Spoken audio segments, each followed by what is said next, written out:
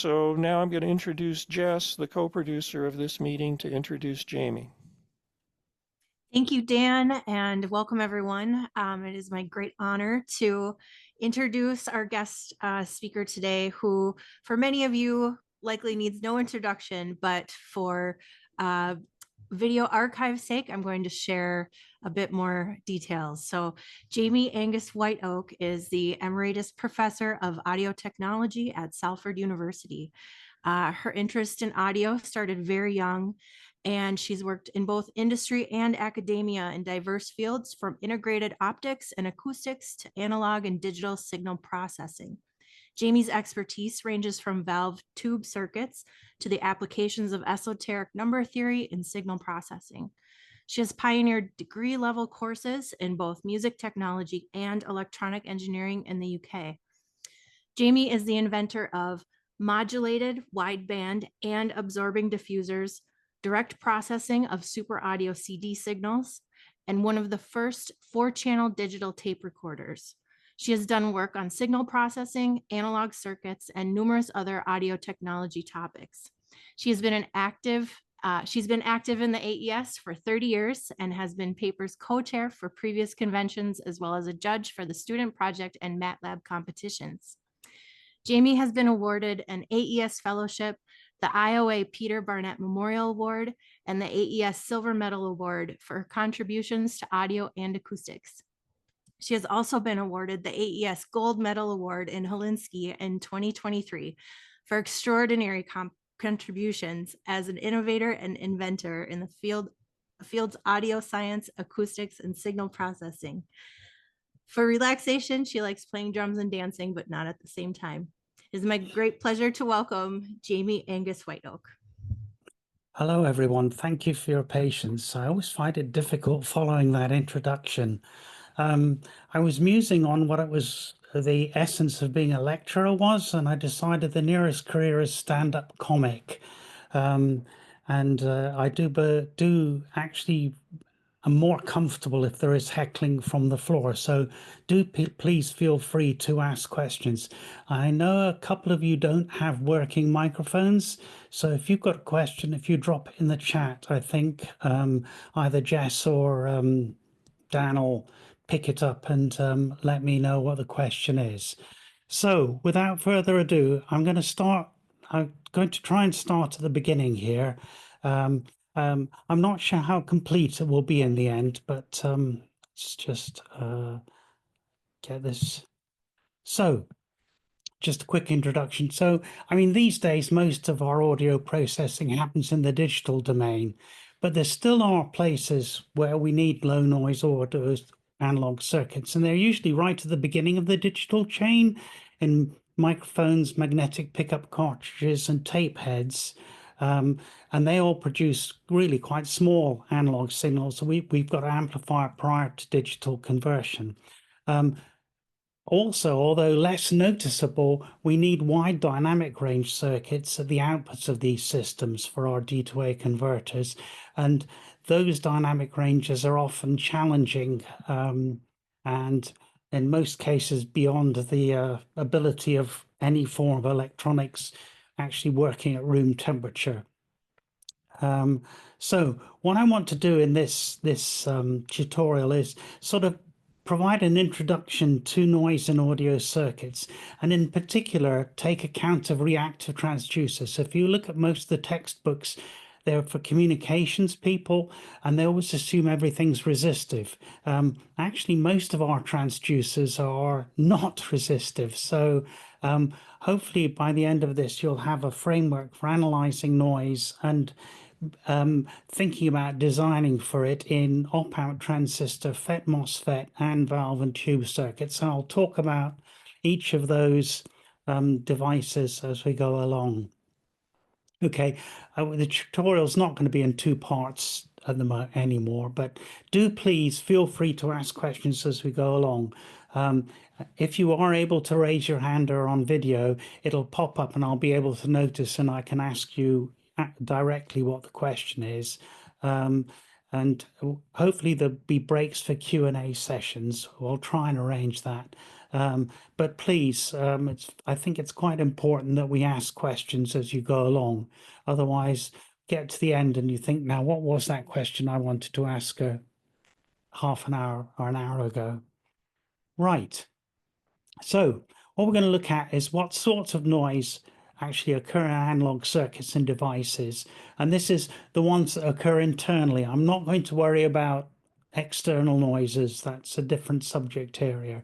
And all being well, we'll get an idea for identifying which components would work best in different situations and look at basic approaches to achieving low noise operation for a variety of transducers.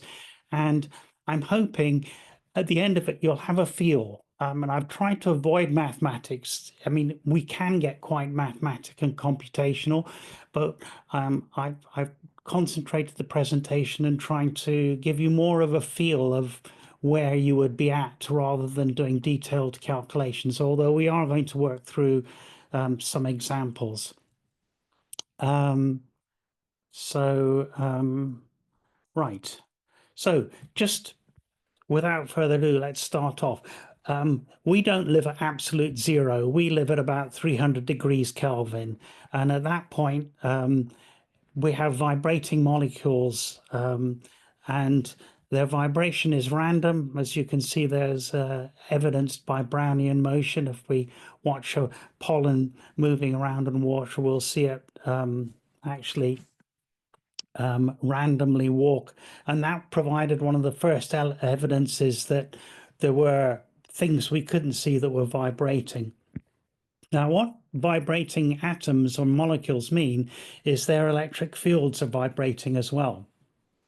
And that means any charge carriers moving through that material are going to interact with those vibrating materials. So our charge carriers, electrons and holes, are going to interact with these vibrating fields, and they are going to be visible to us as a voltage noise. And that voltage noise is a function of both the temperature, and you've got two little animations there. One's kind of blue, and it's a little bit cooler than the red one. And so the hotter it gets, the more things vibrate. So we'd expect more fluctuations in the movement of charges, but also it depends on how those charges interact with the material. And in general, the higher resistance the material is, the more interactions, the more, for want of a better term, molecules they're bouncing into occur, and we'll see an increase in the vibration of the charges, the random movement of these charges when the material's at higher resistances. So we've got basically two things that affect our voltage noise due to vibrating materials. One is the temperature. Hotter means more noise, and resistance. Higher resistance means more noise. And this was sort of originally, Einstein actually came up with an expression for it, but it was in time. So it was actually a time-based formula. It's not particularly useful to us as electronic engineers, but Johnson measured the noise of resistors at different temperatures, and Nyquist came up with an elegant theory to describe it, or derivation for an equation. And essentially, we can see that this thermal noise is white noise. It's flat within the audio band. You will notice I've put it all the way up to terahertz. When you get up to around a terahertz, things start going a bit funny due to quantum effects. But I think as audio engineers, we don't really have to worry about stuff at that sort of frequency. Any resistive component generates this noise. And one thing I want to stress is that's even in the transducers. So for example, capacitor microphones are reactive. It's a capacitor, so it doesn't generate noise, but it will have loss mechanisms within that capacitor microphone, and those loss mechanisms effectively act like resistors and generate noise. And a classic example of that, if you've ever looked at specs for the difference between a condenser omnidirectional microphone and a directional condenser microphone, you'll notice the directional ones tend to have slightly higher self noise than the omnidirectional one. And that's because to obtain a directional microphone, you actually have to change where you put the resonance and damp it more heavily. So directional condenser microphones actually have a higher loss mechanism in it, and as a result they inherently have a slightly higher noise simply because of that loss mechanism. And as I've already alluded to, inductors and capacitors actually don't generate any resistive noise at all. They're noise free. So if we can arrange our transducers to be based around reactive components like capacitors or inductors, then we're doing a better job of picking up signal without having noise. And again, if you look at the characteristics of inductive pickups, whether it's phonogram pickups, quite a lot of them have quite high reactances, quite high inductance and magnetic tape heads, and comparatively low series resistances. So they produce a lot of voltage and maybe not so much noise. And one of the things I hope will come out of this is that we have to think about those types of transducers differently to the pure resistive ones that we normally do, that are normally covered in the comms texts. As I said, feel free to ask questions. So just to summarize, one is that the noise is flat within the audio band. The second thing is its power is proportional to the resistance. Higher resistance means higher noise, and higher temperature means higher noise. And finally, the bandwidth. The bigger the bandwidth of the signal that we're dealing with, the more muck flies in, as they say in Yorkshire, but the larger bandwidth means greater noise. Now, our bandwidths are nominally 20 hertz to 20 kilohertz, so just basically a 20 kilohertz bandwidth. But the important thing about the power being proportional to things rather than the voltage is that we've got to do calculations in the power domain. Or in a proportional domain. And in fact, what we'll find is that we do most of our calculations on the voltage squared or the current squared noises, and then, you know, take the square root of our calculations to get, if you like it, back into signal terms that we can deal with. So we'll come on to that, but it's just important to keep that in your head, is that we're dealing with something that has to be combined in terms of powers, not in terms of its algebraic value. Right, so Johnson-Nyquist noise, we can model it as a resistor with a noise source. And the idea here is that we have a noiseless resistor and we assign all the noise to a voltage source. That allows us to separate things out fairly easily. So we've got a resistor at temperature T. We can either model it as a noiseless resistor with a series voltage source whose squared RMS voltage as a function, as a frequency density, is given by 4 times the Boltzmann constant times the temperature, the absolute temperature, times the actual resistance. Or we can actually, and it's quite often quite convenient to do this for circuit analysis, we can also model it as a current source in parallel with a noiseless resistor.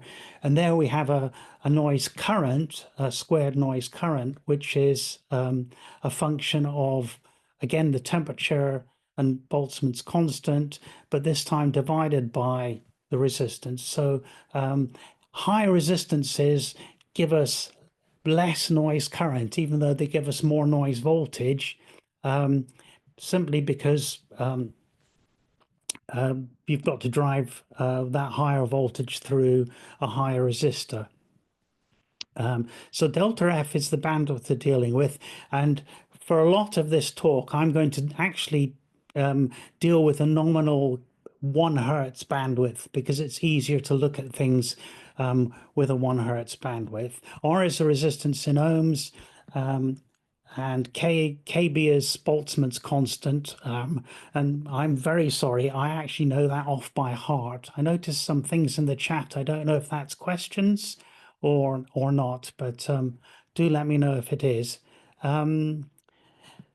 And T is the absolute temperature, which we're going to take as 300 K, which is 27 degrees, which is probably warmer than you'd like your room temperature to have, but I'm sort of thinking electronic components tend to be sitting at slightly warmer temperatures anyway.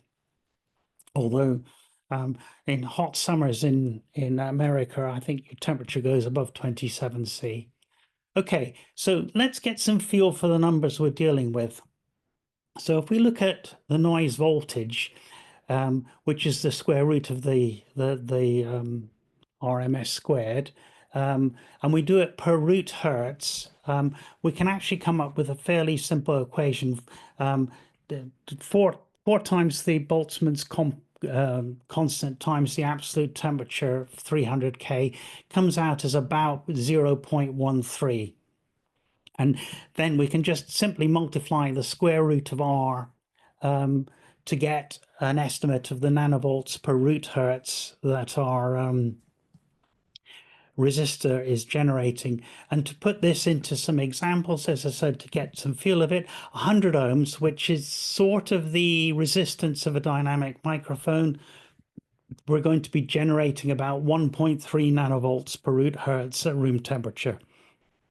If we multiply that resistor by 4 to make it 400 ohms, then we find that we double the actual noise voltage. So 4 times the resistance gives you double the noise voltage, which comes out as 2.6 nanovolts per root hertz.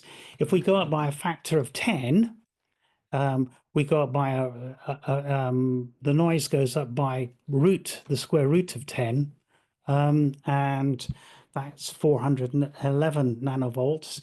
And if we go up by a factor of 100, so from our, sorry, is it 100? Yes, 100. If we go up by a factor of 100, then the actual noise goes up by a factor of 10. So there's this square root relationship between the resistance and the noise it generates. Now, if our noise is white, it's a fairly simple multiplier to get the total noise for a bandwidth of 20 kilohertz.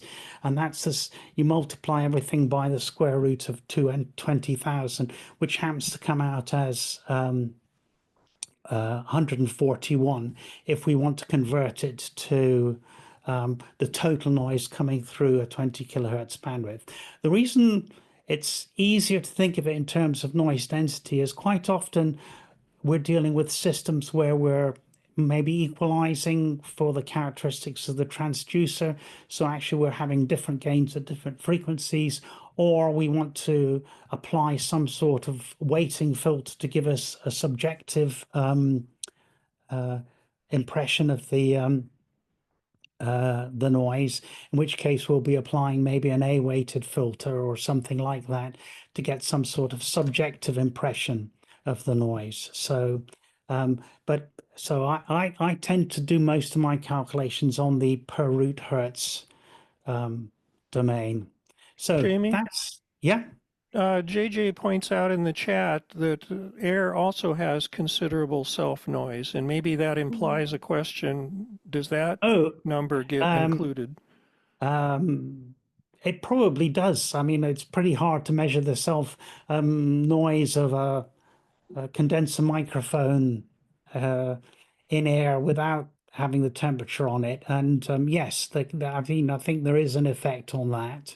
But always measure it in a vacuum. But I'm not sure whether your microphone would be very happy with it. I noticed there are actually 7 comments in the chat, so hopefully they're not questions.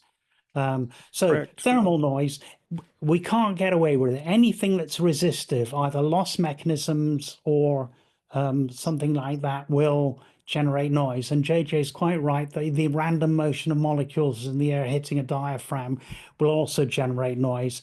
It can help with the amount if you want. Can you? Because I was going to say for the area of the eardrum, it's about plus 6 dB SPL. Plus with 6. flat, yes, it's actually high. Oh, okay. So that that's scales with theoretically area. perceptible. Oh, well, no, it's not, because in any one ERB, it's well below, threshold, except at the ear canal resonance, where it's just barely below perception. Yes, I think I've heard that. And I Yes. think there are some young children, who have exceptional hearing, sometimes are disturbed by that Yeah. noise. Yes, I've heard of that. So we're pretty much as good as it's likely to be. It wouldn't be that much benefit to us to actually go more sensitive. It would be And distracting. it would be distracting. And in fact, animals that are more sensitive tend to have some form of high gain antenna stuck on the outside of their heads, if you look at them. Right, so let's look at shot noise, where I've got, and shot noise, the nearest analogy I can think of is it's like rain. And it's a random process, so you can't tell when the raindrops are going to arrive. In general, the rain for electrical systems is fairly consistent in size, but we're going to have random fluctuations, and we call that current noise. Now, the important thing about current noise is we need a point to measure it at. So, just because the current's flowing randomly through the conductor doesn't mean we can it's causing current noise. It's got to have a point of where it matters, a junction. So a semiconductor junction, that's a barrier that it's got to cross. We can then effectively see the effect of the discrete nature of the current flow at that point. The grids in a valve or tube are another place we can see the discrete effect of the current. And that results in something called current noise, which is independent of voltage, but it can generate noise across any impedance in the circuit. And it's very important, this. It can be generate noise across a resistor, so additional noise in addition to the thermal noise of the resistor itself. But more importantly for us as audio people dealing with reactive components, it can actually generate noise across a reactance. So even though our capacitor or our inductor, it doesn't generate its own noise, current noise from the devices we're using to amplify it can generate voltage noise across those impedances. In general, will be frequency dependent, and we have to take account of it. So current noise matters, but it requires two things. One is it requires some sort of barrier point of measurement, the equivalent, electronic equivalent of a tin roof or a surface, to actually be aware of the random discrete nature of it, and it needs some sort of impedance for that current noise to drop across. And again, the noise, as far as we're concerned in the audio band, is white, and it's proportional to current flow. So the more current we have, the more current noise we have. And we Jamie? can, yeah. Manfred in the chat points out that there's a B&K technical review on the noise of condenser microphones, which includes the noise of the air. Oh, okay. I did not know that. So that would have been useful for me when I was teaching it as a class many years ago. So thank you. And have you dropped the link in the chat or not? I know they're available online somewhere. Not yet. Okay, so we can model shot noise as a current source, and you notice as a pure current source, there's no resistance across it, and it has an RMS noise, or IN, which is the square root of 2 times the charge of the electron times the current times the bandwidth. And I is the noise, current in amps, E is the charge on the electron, and I is the current in amps, and B, of course, is the bandwidth in hertz. The current, for the currents we typically use in electronics, this can be quite small. And again, to give us some idea of the magnitudes of this, and I've picked values that we might typically see. So the noise current per root hertz again versus not versus resistance, the versus, that's an error that's just slipped in there. But IN is essentially 2 times the charge on the electron times I, and that comes out as approximately 0.57 times the square root of I in microamps. If we measure I in microamps, then we'll get the result in picoamps per root hertz. So 1 microamp of current flow across a semiconductor junction or through a grid will give us a noise current of 0.57 picoamps per root hertz.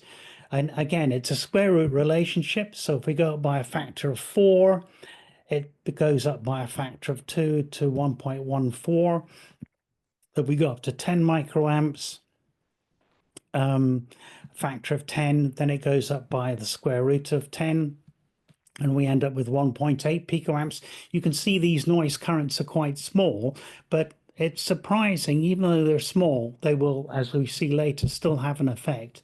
At 100 microamps, which is quite high, and we've gone up by a factor of 100 now over a microamp, then the noise current goes up as a factor of 10. Now, the next 3 numbers are actually numbers that we might meet in practice. So for a number of a current of 1 nanoamp, that might be the sort of current you'd see in a triode grid, a control grid. Then it comes out as 18 femtoamps per root hertz. So again, quite a small number. For 1 microamp or something like that would not be, and 10 microamps wouldn't be untypical of a transistor, bipolar transistor junction. 4 milliamps, now that seems like quite a high current, but that's the sort of current you might see in a screen grid of a pentode. Then that generates 36 picoamps per root hertz, and then 10 picoamps, which is rather a small current. That's the sort of current we might see in the gate of a junction field effect transistor, is 1.8 F femtoamps. I always think it's funny that really small currents come out as FA. So 1.8 FM. So there's quite a range of currents there, from really very small ones to comparatively large ones. So just going to talk about it because we do mention vacuum tubes or valves. Partition noise is brought up when you have multi-grid valves, and it's actually just another name for shot noise. When you drill down into it, what it defines is when currents are split into 2 streams, and that's what happens in the junction of a transistor or in the gate of a FET, or even in the gate of a MOSFET. It also happens in the grids of tubes, valves. And it's usually used to account for the excess noise contributed by extra grids in the system. And you can derive it from the same equations as shot noise. So if you've got a pentode and a screen grid, you can actually work out the noise current due to the current in that screen grid and work out a noise current to allow for it. And if you work out through the calculations, that noise current will develop voltage noise across some of the impedances in the circuit, and we'll come back to that a bit later. So the final noise, which we have to talk about but we can't really calculate, is excess noise, or flicker noise, or 1 over F noise, and it's in excess of the usual thermal or shot noise, and it has a 1 over F power spectral density, and as we'll see a little bit later, it can end up being quite a dominant noise in the in the circuitry we're looking at. It's often referred to as 1 over F noise, which is pink noise. It occurs in almost all electronic devices, and it's due to a variety of effects. Generation and recombination noise, impurities in a conductive channel, surface states in a MOSFET, cathode emission variation in tubes or valves, even strain in the material used to make the semiconductor, or crystal defects in the semiconductor can generate 1 over F noise. In general, and again, with some caveats, the better our processing, the higher quality we make these devices, the lower the 1 over F noise. But there are some situations where it's sort of inherent and it's very difficult to get rid of. But certainly over my 40 years I've been looking at this stuff, I've seen an improvement in just the quality of devices, which I think is down to the improvement in our semiconductor processing. So just looking at it, 1 over F noise, if we look at the humble NE5532, we can see flicker noise in both the voltage and the current noise of that particular device. So in the vocal, this is a linear scale on the side in both cases, but in the 5532, we're starting to see an increase in voltage noise at a comparatively high frequency of 1000 hertz, and in the current noise, it doesn't really start kicking in until below 100 hertz. This looks worse than it actually is because we're looking at a linear scale. We can also have something at really low frequencies called popcorn noise or burst noise. And in general, that's indicative of some issues in the manufacture and processing of the materials used to make the devices. Devices with high popcorn noise tend to have lower reliability. So it is and that increases at an even faster rate. These days, I don't think we really see that in well-made devices. So let's actually, that's a good point to have a little break and see if there are any questions, because what I've talked to up to this point is sources of noise, and we've seen it can be thermal noise due to the thermal agitation of molecules, or it can be current noise due to current flowing across some sort of boundary within our device, whether it's a screen or a junction, depending on whether we're dealing with semiconductors or otherwise, but some sort of way of measuring the stochastic flow of current that actually occurs. Are there any questions to what I've said so far, or comments?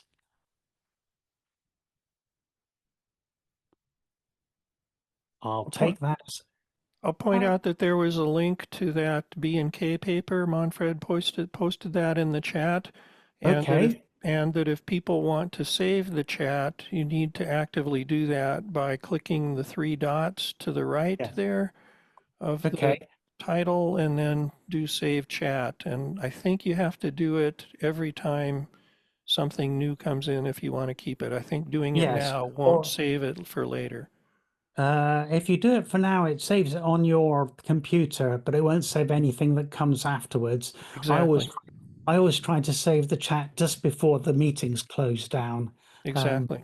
But hopefully somebody at your end will do that. Partev Sarkisian, did I pronounce that correctly? Yeah, you pronounced it good. I know it's been a while. I had a question about what about with a valve, the heater or cathode emissions? What kind of noise is that going to put off as far as right, electron emissions and maybe associated heat? Okay, we'll actually, okay, so just the valve, just the cathode itself, will generate thermal noise, and we'll actually discuss that a bit later on in the talks. The thermal noise generated internally due to a valve's cathode emission.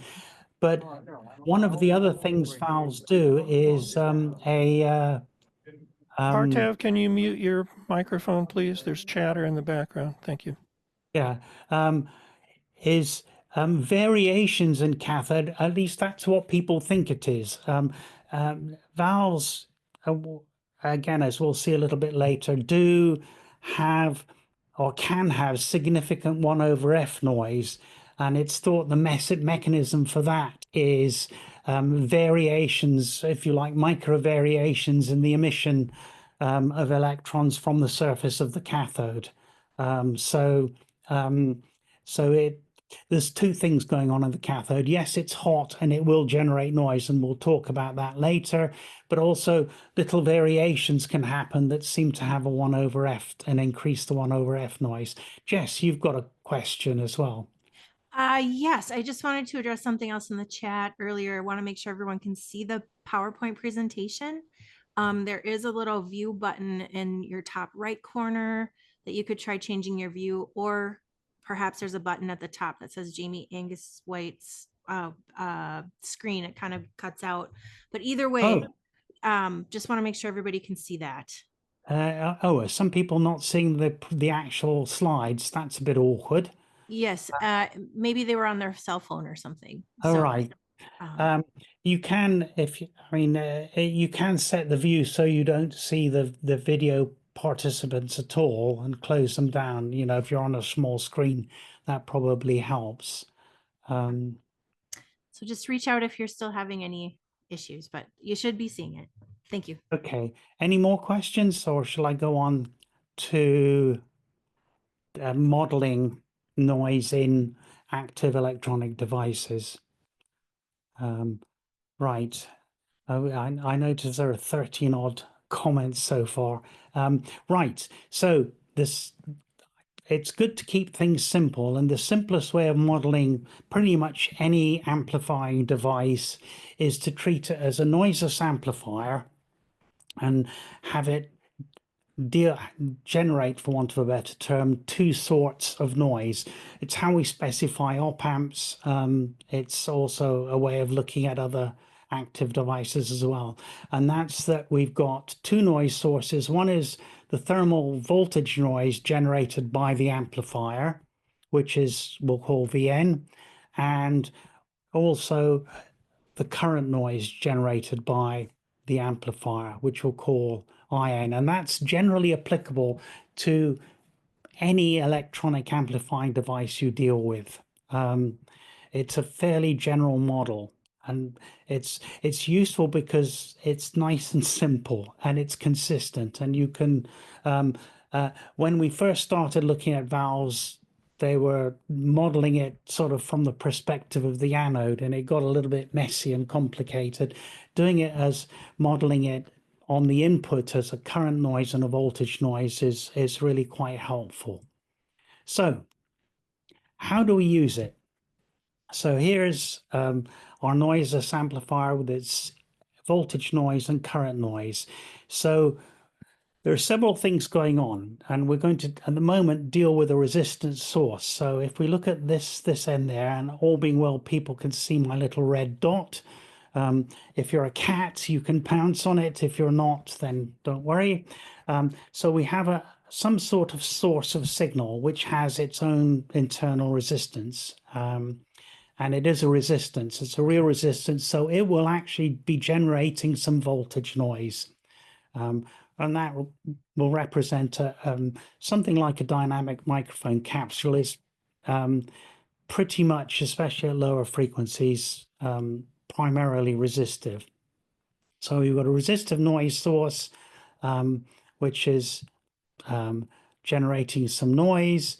We have the noise voltage from the amplifier, which is in series with that. So it's going to add to the resistance of the noise source of the resistance, or vice versa. But we've also got our current noise, which is flowing around the circuit, which I've shown with a little helpful blue circle, which is going to generate current noise of a voltage, which I'm going to call VI noise, voltage due to the current noise, across the resistance of our transducer or the impedance of our transducer.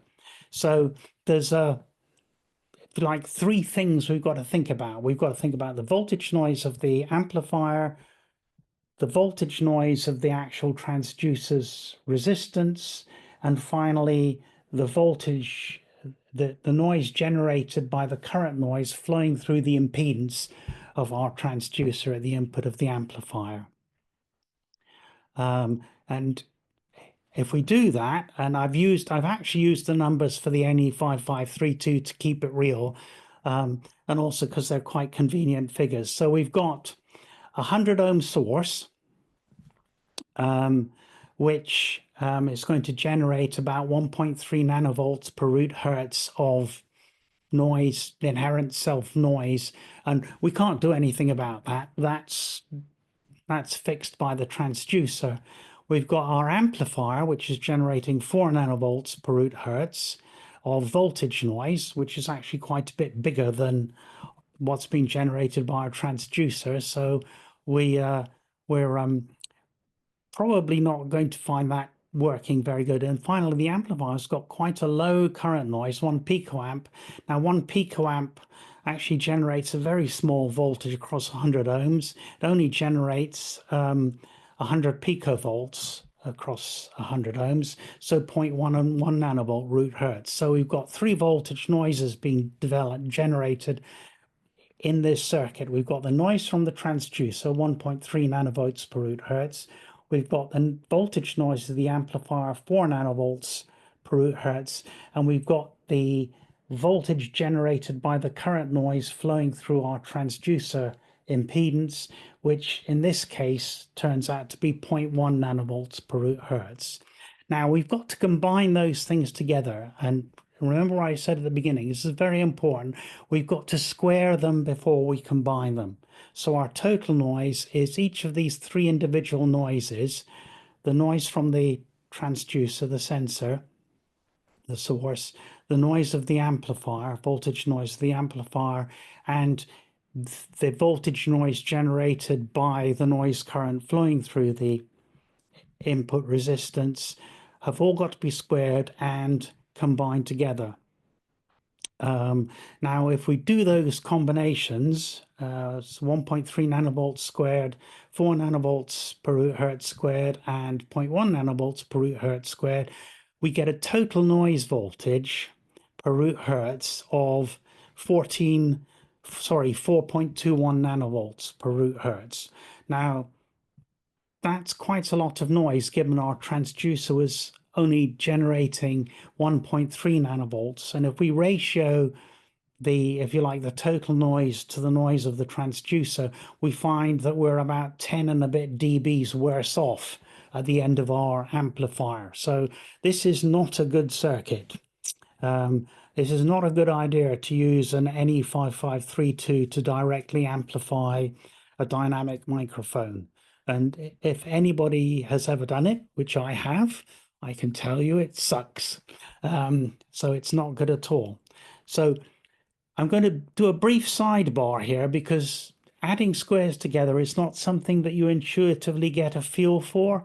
But it's quite interesting because as the numbers become different, the result stops changing much at all. So if you've got 2 numbers that are equal and we add them together, add the squares together, the output result increases by 3 dB. It's 1.4 bigger. If they're in the ratio 1 to 2, actually the result doesn't increase as much. It only increases by about a decibel. If they're in the ratio 1 to the square root of 10, it's even less. It's about 0.4 of a dB. And if they're in the ratio of 1 to a quarter, it's about a quarter of a dB. And once they get about 10 apart, you can almost ignore them. So if there's a factor of 10 between two of these voltages that we're combining by squaring before we add. Actually, the smaller one has very little effect on the overall sum. So once they come a factor of 10 different, the smaller one becomes irrelevant. Okay, so that's a little sidebar. Okay, before I get on to the next bit, which is, people may or may not know this, I just want to briefly talk about transformers. We're going to assume we have this a device called a transformer. It has n times more turns on the secondary winding compared to the primary winding, and we'll just assume it's all been designed properly and works well. We don't need to worry about the details. I'm sure Menno van der Ven can tell us how to do the design properly.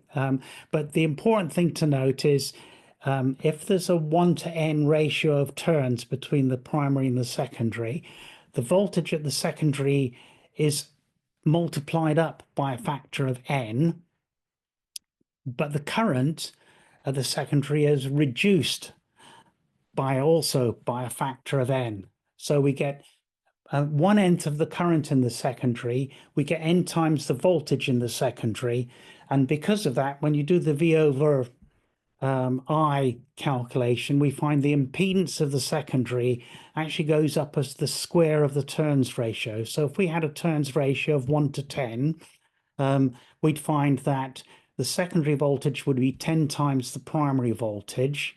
The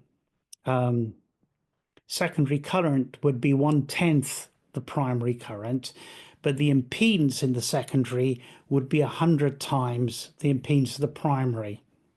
So if we take our 100 ohm example we had earlier, and we had a 1:10 transformer, we'd find that 100 ohms would become 1,000. Is that right? 1,000 ohms, or 10,000 ohms, sorry. 100 times 100, yes, 10,000 would become 10,000 ohms. So 100 ohms would be transformed into a resistance of 10 kilo ohms in a 1:10 transformer. And we can actually look at what that does to our example we just had. If we put a transformer in the way, a 1:10 transformer, then what would happen was our source would multiply its noise would be multiplied up by a factor of 10. So in the secondary of the transformer, instead of 1.3 nanovolts, we'd have 13 nanovolts. So we made the, if you like, the voltage from the transformer bigger. Now that's a good thing from the point of view of noise, because now we've got 13 nanovolts of noise coming from our transformer, and obviously our signal coming from the transducer is bigger as well. We still got our 4 nanovolts per root hertz from our amplifier, so that hasn't changed. What has changed though is the current noise is now flowing through the secondary of the transformer, and instead of dropping over 100 ohms, it's now going through 10 kilo ohms. So 1 picoamp, instead of generating 0.1 of a picovolt of noise or whatever it was beforehand, sorry, I can't remember what I had in the previous circuit, 0.1, instead of generating 0.1 of a nanovolt worth of noise, is now generating 100 times that noise, or 10 nanovolts worth of noise. So when we do the combination together, we've now got the greater voltage noise from our transducer that's been stepped up by the transformer to 13 nanovolts squared. We've got the same noise, voltage noise from our amplifier, because that hasn't changed, still sitting at 4 nanovolts. And finally, instead of 0.1 of a nanovolt worth of noise caused by the current noise in the amplifier, we are now generating 10 nanovolts worth of noise. You'll notice they're a little bit closer together.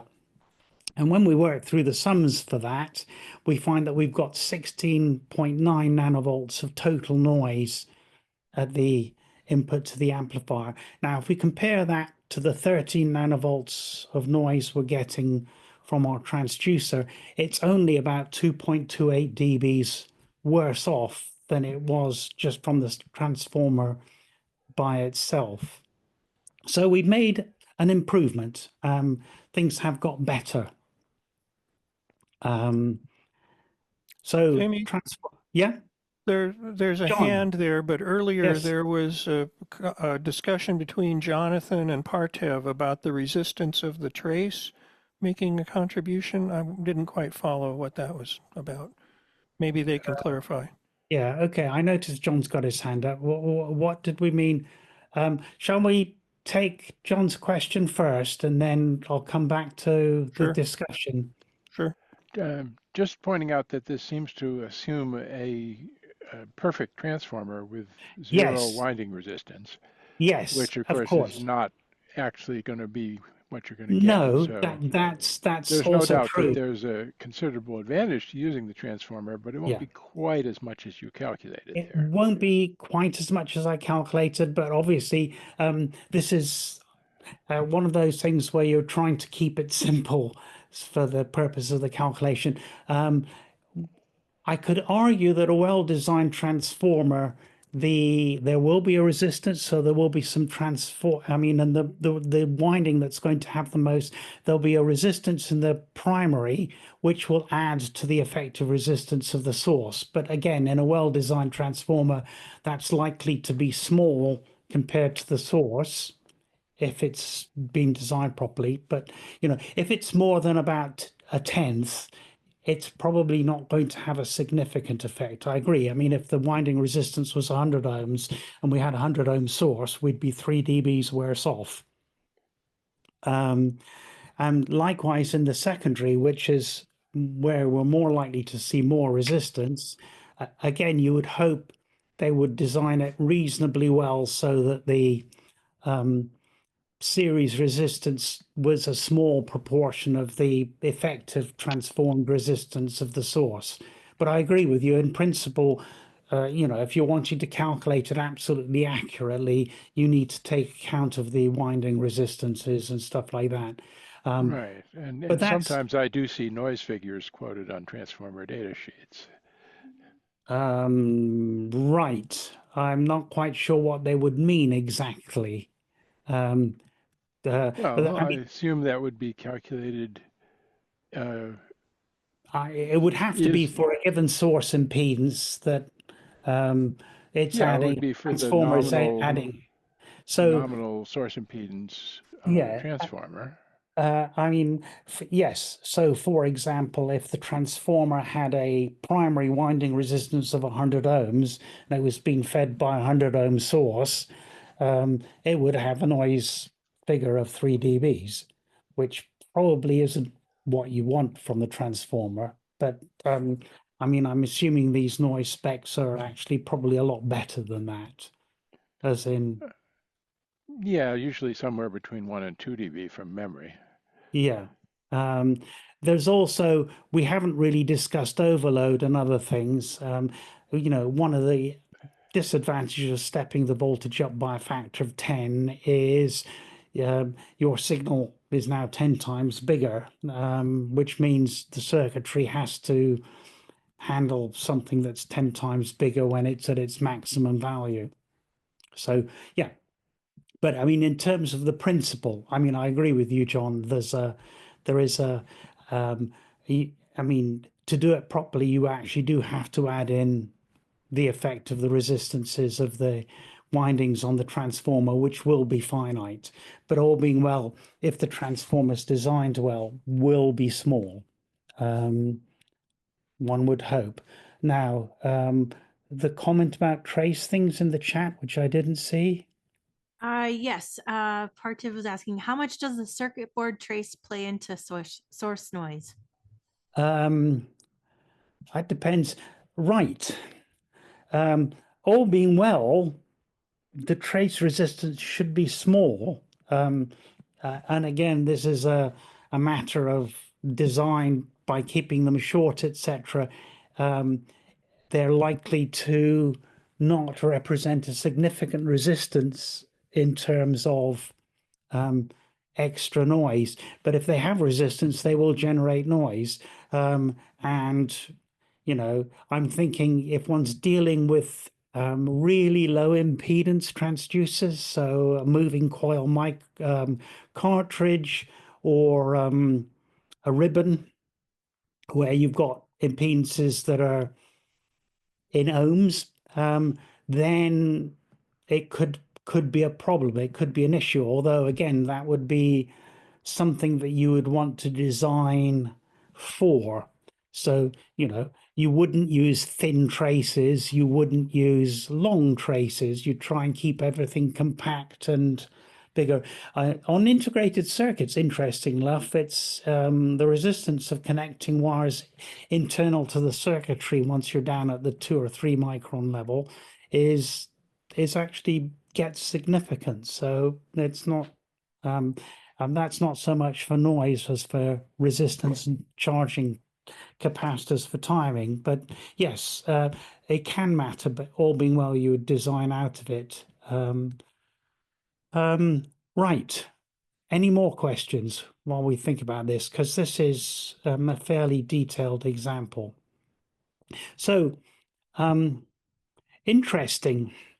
What we've done by putting a 1 to 10 transformer in is we've improved the noise figure of our total system, but it's still not great. We still got an imbalance, and the question begs itself is, what is there an optimum? Could we actually do an optimum transformer for this? And the answer is yes, there is. There is an optimum impedance, and this is only for a resistive source.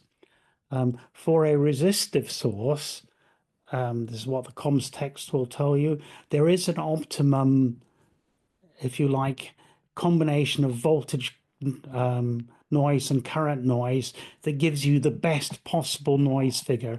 Any variation from that and you'll do worse. You get the lowest noise figure if the source resistance is equal to the amplifier's voltage noise divided by its current noise. And that will give you the resistive impedance that will give you the lowest noise.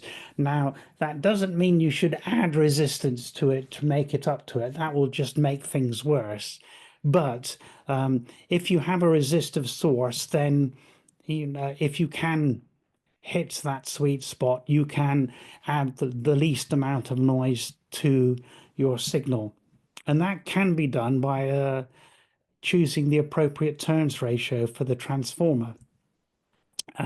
So if we look at it for the NE5532, it turns out that 1 to 6.325 transformer for this situation is the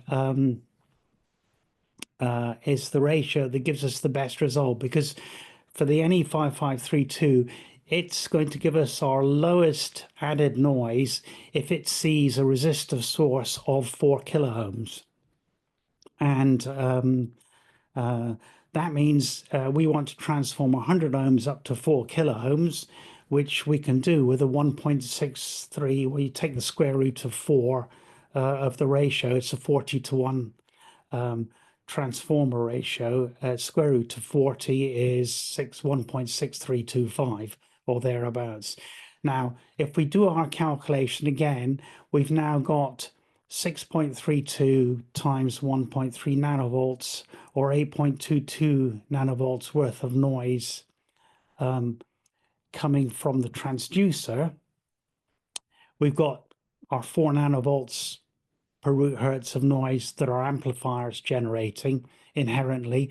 And when we push 1 picoamp of noise current through the impedance of that transformer, it turns out we end up with 4 nanovolts per root hertz of noise induced in the impedance of the circuit due to that noise current. So now we're again squaring and adding the sources together. We've got our original source noise, which is 8.22 nanovolts, and then you'll notice we've got equal amounts of noise from both the current noise, sorry, the current noise and the voltage noise, and our total noise ends up being at 16.9 nanovolts per root hertz, which when you work that out compared to the input noise voltage gives us a 1.68 dB's noise figure. So we've improved things by a little bit more. And that's what you can do with a resistive noise source, but only a resistive noise source. Right. Okay, so that's it for resistive noise sources. Are there any questions that arise from that? By the way, I'm going to make the slides available on the website immediately afterwards, so you'll be able to look at them. Any questions? I noticed there are 22 questions in the chat, but I don't know. No new ones. No new ones. Right. Right. Now we get to reactive sources. And again, I'm keeping it simple. I know real inductors, real magnetic tape heads and phono cartridges have finite resistances as well, sometimes considerable. So, you know, you can have half a Henry of inductance, but a kilo ohm of series resistance, which isn't trivial. But for an inductive source like a magnetic playback head or a phono cartridge, the noise induced by the current noise rises with frequency, right? At that point, there's no such thing as an optimum source impedance. What one actually needs is an amplifier or a device that has a low current noise and a low voltage noise. The voltage noise ideally needs to be about 1/10 of what would be generated. You know, a real inductor will have some sort of loss resistance associated with it. So this pure inductor that I've got here in reality would be an inductor in series with a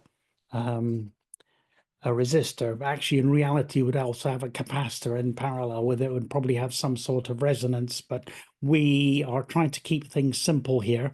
So ideally, the voltage noise would be low enough so that it adds very little extra noise to any series loss resistance in your transducer that would be there. So, you know, for example, if it was a kilo ohm, you'd probably want it to be better, you know, be sort of like a 100 ohm resistor in terms of noise, or even a little bit better. So maybe 1 nanovolt per root hertz. But you'd also want a really low current noise. And then by and large, you'd find that quite difficult to do with a bipolar transistor. So it's especially at the top end of the frequency range, the noise induced by the current noise could be quite high. So we want low current noise as well as low voltage noise. There is a plus to it in that, in general, we're equalizing things. We're reducing the gain as we go up in frequency. So we are winning a bit in terms of that as well. So it's not quite as gloomy as it seems. But in general, for a reactive load like an inductor, you're wanting something that has a low voltage noise and a low current noise. If we actually calculated its optimum source load for minimum noise figure, it would probably be in the mega ohms, or, you know, really quite high.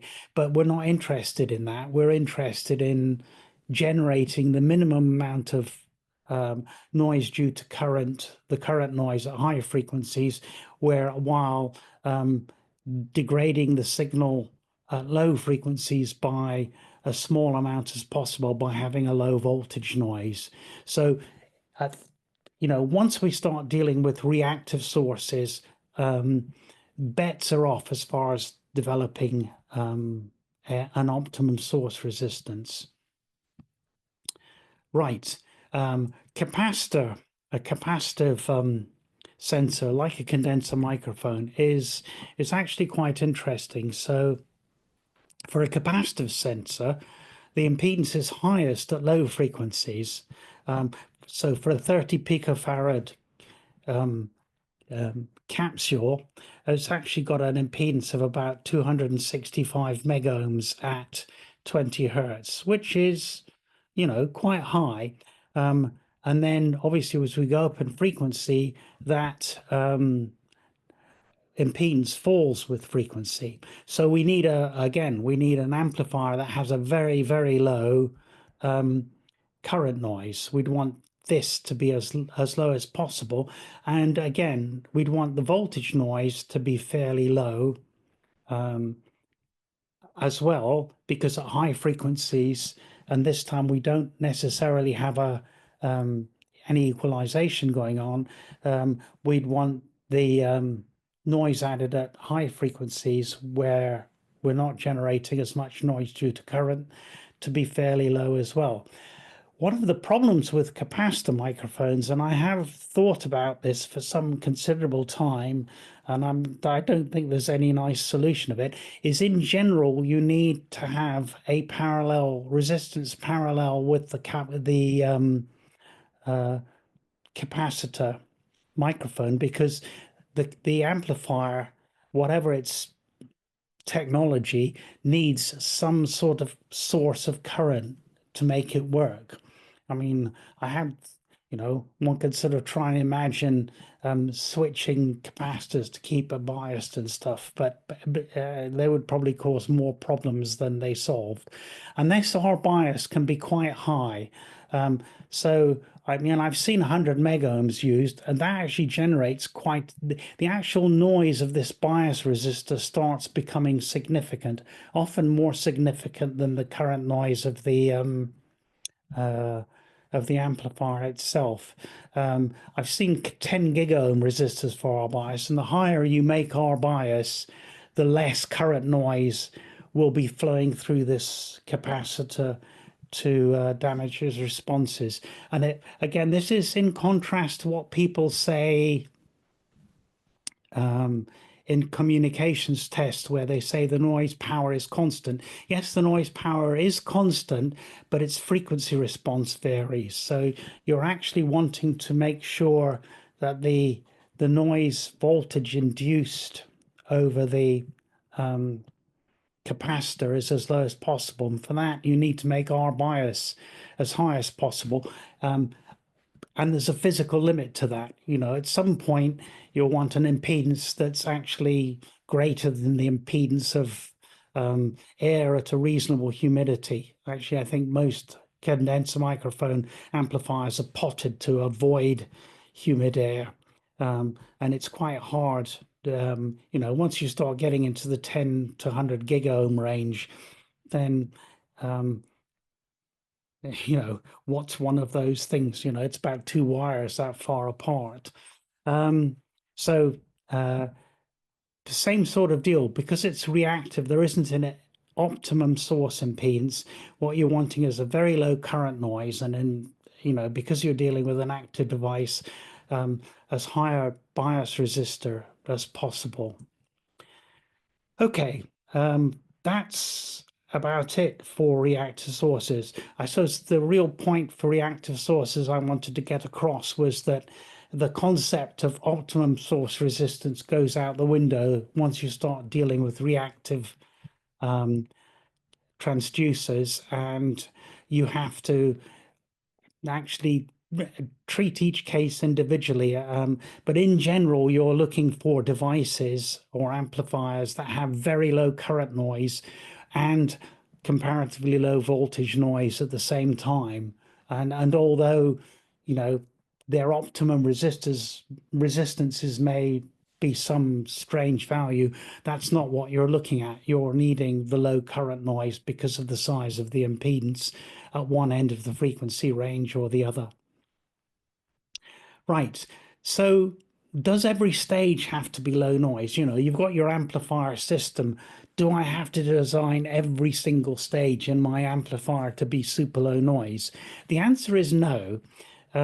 Providing you've got a reasonable amount of gain, and by a reasonable amount of gain in the first amplifier, I'd say a gain of 10, and providing the noise of the second amplifier isn't dreadful, You know, if the noise of the other amplifier was about similar to the first amplifier and you had a gain of 10, it would add minimal amount of noise to the system. If it had a noise that was a little bit bigger, maybe twice as much as the first amplifier, and this amplifier had a gain of 10, it still wouldn't add a lot.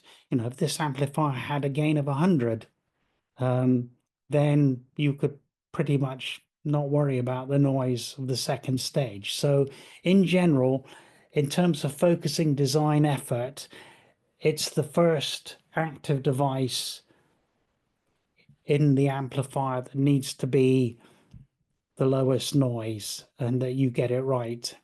After that, unless, and there are situations, there are operational amplifier topologies where actually the first couple of stages have to be fairly good simply because the subsequent stage is so awful. But the first stage increases the size of the signal and thus reduces the effect of the noise in the second stage. So unless the second stage noise is outrageous, pretty much everything is dominated by the first stage. And now we get into some topology things. This is something you should not do, all right? If you use an inverting amplifier as the first amplification stage in a low noise system, what you do is you put a big resistor in series with your source. And that resistor is going to add extra noise on top of the amplifier's voltage noise.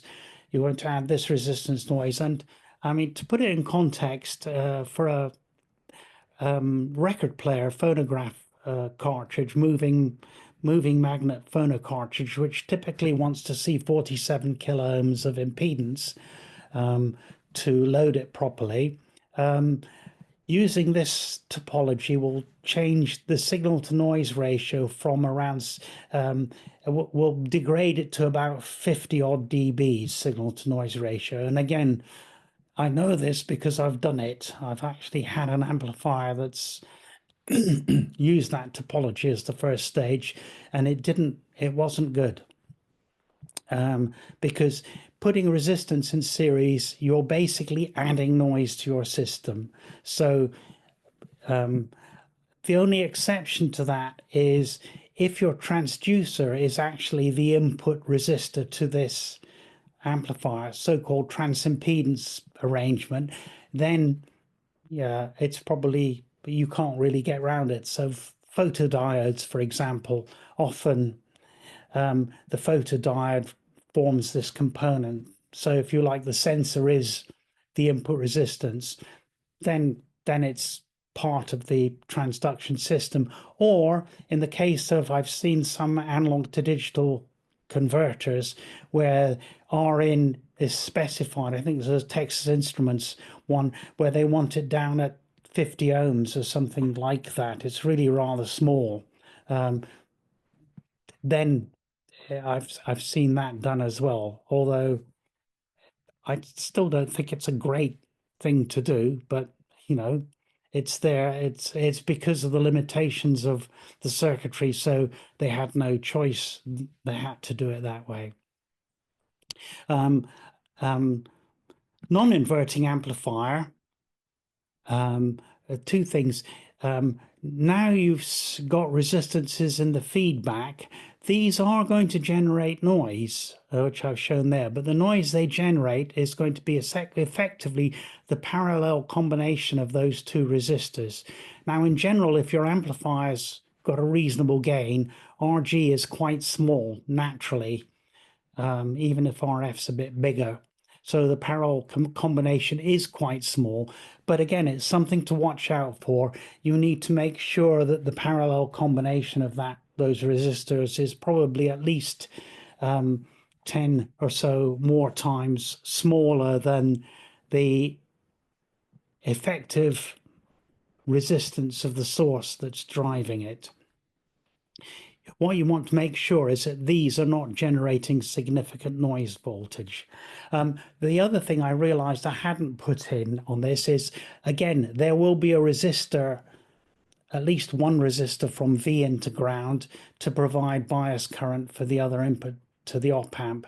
That resistor needs to be really quite high so that any current that it generates is effectively attenuated by the resistance of your, you need to make the noise current generated by that parallel resistance low so it doesn't generate noise in the implied loop with the sensor, the transducer that's going into the amplifier. So there are things to think about your external components when you try and do these low noise amplifiers.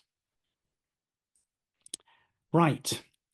Again, that's probably a good place to say, do a question check. Are there any questions coming out after that? None in the chat. Okay. Right. The next couple of Good things. job explaining. Good.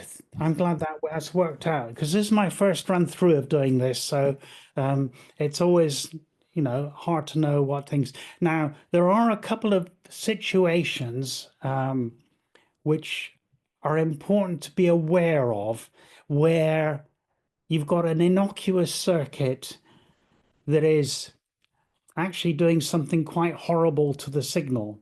And one of the classic ones is the virtual earth summing amplifier. Here we are, it's in the left. This is a nice simple circuit. You've got N resistors there, adding N signals together, and it goes into the virtual earth. And if RF is the same as R2, which is, or R1 to R2, the net result is you have a unity gain from input to output, and things are added together. What's hidden in this circuit is actually that input system is forming an attenuator. So in reality, that signal, what have I got? Say V1. I've got V1 coming into R1. All those other resistors, as far as V1's are concerned, look like they're connected to ground. So I've actually got an attenuator. So what I'm doing is every signal going through an input to this thing is being attenuated to actually attenuated by a factor of 1 over n. So I'm making it 1 over n smaller. And then the feedback resistor effectively sees the same attenuation. It sees all these resistors parallel to ground, and it compensates for it back up again. So we've got something that's attenuating and then amplifying up again. So it doesn't look like this should be a low noise amplifier, but in practice, this amplifier here needs to have a very low voltage noise figure, and quite a high gain bandwidth product as well, if it's going to work properly. And it's these effects are actually measurable. So that's a sneaky circuit that doesn't look like it needs a low noise amplifier, but actually does, because your signal's being attenuated before being combined. In the old days, when we used to just tack outputs of amplifiers together to mix them, there used to be a box called a makeup gain amplifier to get the signal back from mixing it together. If you're been in telecoms, that was a way of doing it before we actually had mixing desks. Okay, so that's a system, and that can happen in both equalizers and also if you've got a high Q bandpass filter. Again, the circuit doesn't look like it's doing it, but when you start looking at what the effective impedances are internal at resonance, you suddenly find you've got a system that's attenuating the signal, then re-amplifying it up again. Those are landmine circuits as far as noise is concerned. And that's just something to be aware with. And here's an example of an attenuator circuit. Okay, it's such an innocuous circuit, and here we are, but it's a little series tuned circuit, if it's high Q, that R is quite small. And again, if we look at what's happening here, is the signal's coming in at resonance. We've effectively got a tiny resistor connected to ground. So that half of that pot is going to act like an attenuator, and it's going to attenuate the signal down to a very low level. Of course, you don't see it in the output of the equalizer because the feedback network adjusts accordingly, appropriately, to re-amplify the weak signal that appears there back up again. And, you know, it works just fine. It looks like a unity gain circuit at center cut, you know, but you know, if this was an adjustable frequency filter, you might actually hear the center frequency sweep as you move around, simply because you're, you know, dropping the signal down and re-amplifying it up. So those are a couple of circuits to watch out for. Okay, again, that's sort of circuits and things to be aware of. Hopefully at this point you've got a feel for what sort of things can happen with low noise design. What I'm going to do in the next section is look at some different devices, the bipolar transistor, field effect transistors, and vacuum tube devices. So a transistor, and I think one of the things that comes out of here is that voltage noise is actually, in general, proportional to the 1 over the transconductance of the active device. So in a case of a transistor, transistors are really quite good for transconductance. The transconductance of a transistor is 40 times the collector current. Again, it's that C is supposed to be a sub C. It's 40 times the collector current. It's a GM, which means that at a current of 1 milliamp, you've got a effective resistance of about 25 ohms, which is amazing. Unfortunately, transistors, because of the way they're made, this base is actually a really good resistor material. So in fact, there's some parasitic resistance, which we tend to call RBB dashed,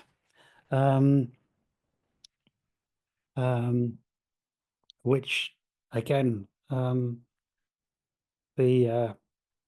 well, never mind. My equation editor seems to have got wrong periodically. So as the current increases, the noise goes down, but at some point it won't go down any further. And in practice, that means that you're looking at on the order of 50 ohms as the minimum. There are transistors that have exceedingly low levels of base spreading resistance, but not many. So for a bipolar transistor, as the current increases, the noise goes down, but there's a limit below which you can't go, and the noise current is actually a function of the base current. And again, for typical transistors where you've maybe got a current gain of around 100 or thereabouts, maybe 200, actually the current noise ends up being moderately high. You know, if you want low voltage noise, you tend to have reasonably high current noise. They tend to track, simply because to have low voltage noise, you need fairly high current in the transistor, and therefore you have fairly high base current. So the, you know, transistor is limited in terms of how good it can be. NPN transistors did a little bit better. Sorry, PNP transistors did a little bit better than NPN ones in the past, because the N base had lower resistance than a P base.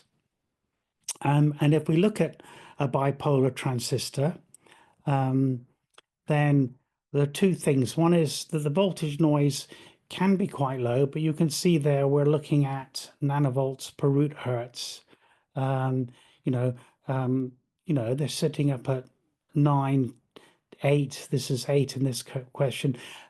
We have 1 over F noise in the voltage thing, but you'll notice it starts at actually quite a low frequency. I'm going to keep pointing this out. So the one thing bipolar transistors are quite good at, if they're well made, is they tend to have low 1 over F noise. But that 1 over F noise can appear in both the current and the voltage noise. And the voltage noise is a little bit higher, but even so, quite good as far as the 1 over F noise is concerned. This is an issue if you're doing things with tape heads and magnetic cartridges, because you tend to have your highest gains sitting at lower frequencies. But in general, the current noise is just, it is still quite high, and and they're close enough together you can almost display them on the same on a related graph by changing the scales slightly. Okay, field effect transistors. Field effect transistors actually do, again, the voltage noise by and large is proportional to the transconductance of the JFET. JFETs, though, tend to have lower transconductance than bipolar transistors. So quite often their voltage noise is higher. It's actually reduced a little bit over the GM. So the equivalent noise resistance is lower than you'd expect from the transconductance, but not much lower. But a higher GM implies a lower VN. So if you're wanting 1 nanovolt per root hertz, you're looking at you're looking at something like 10 to 20 millisiemens worth of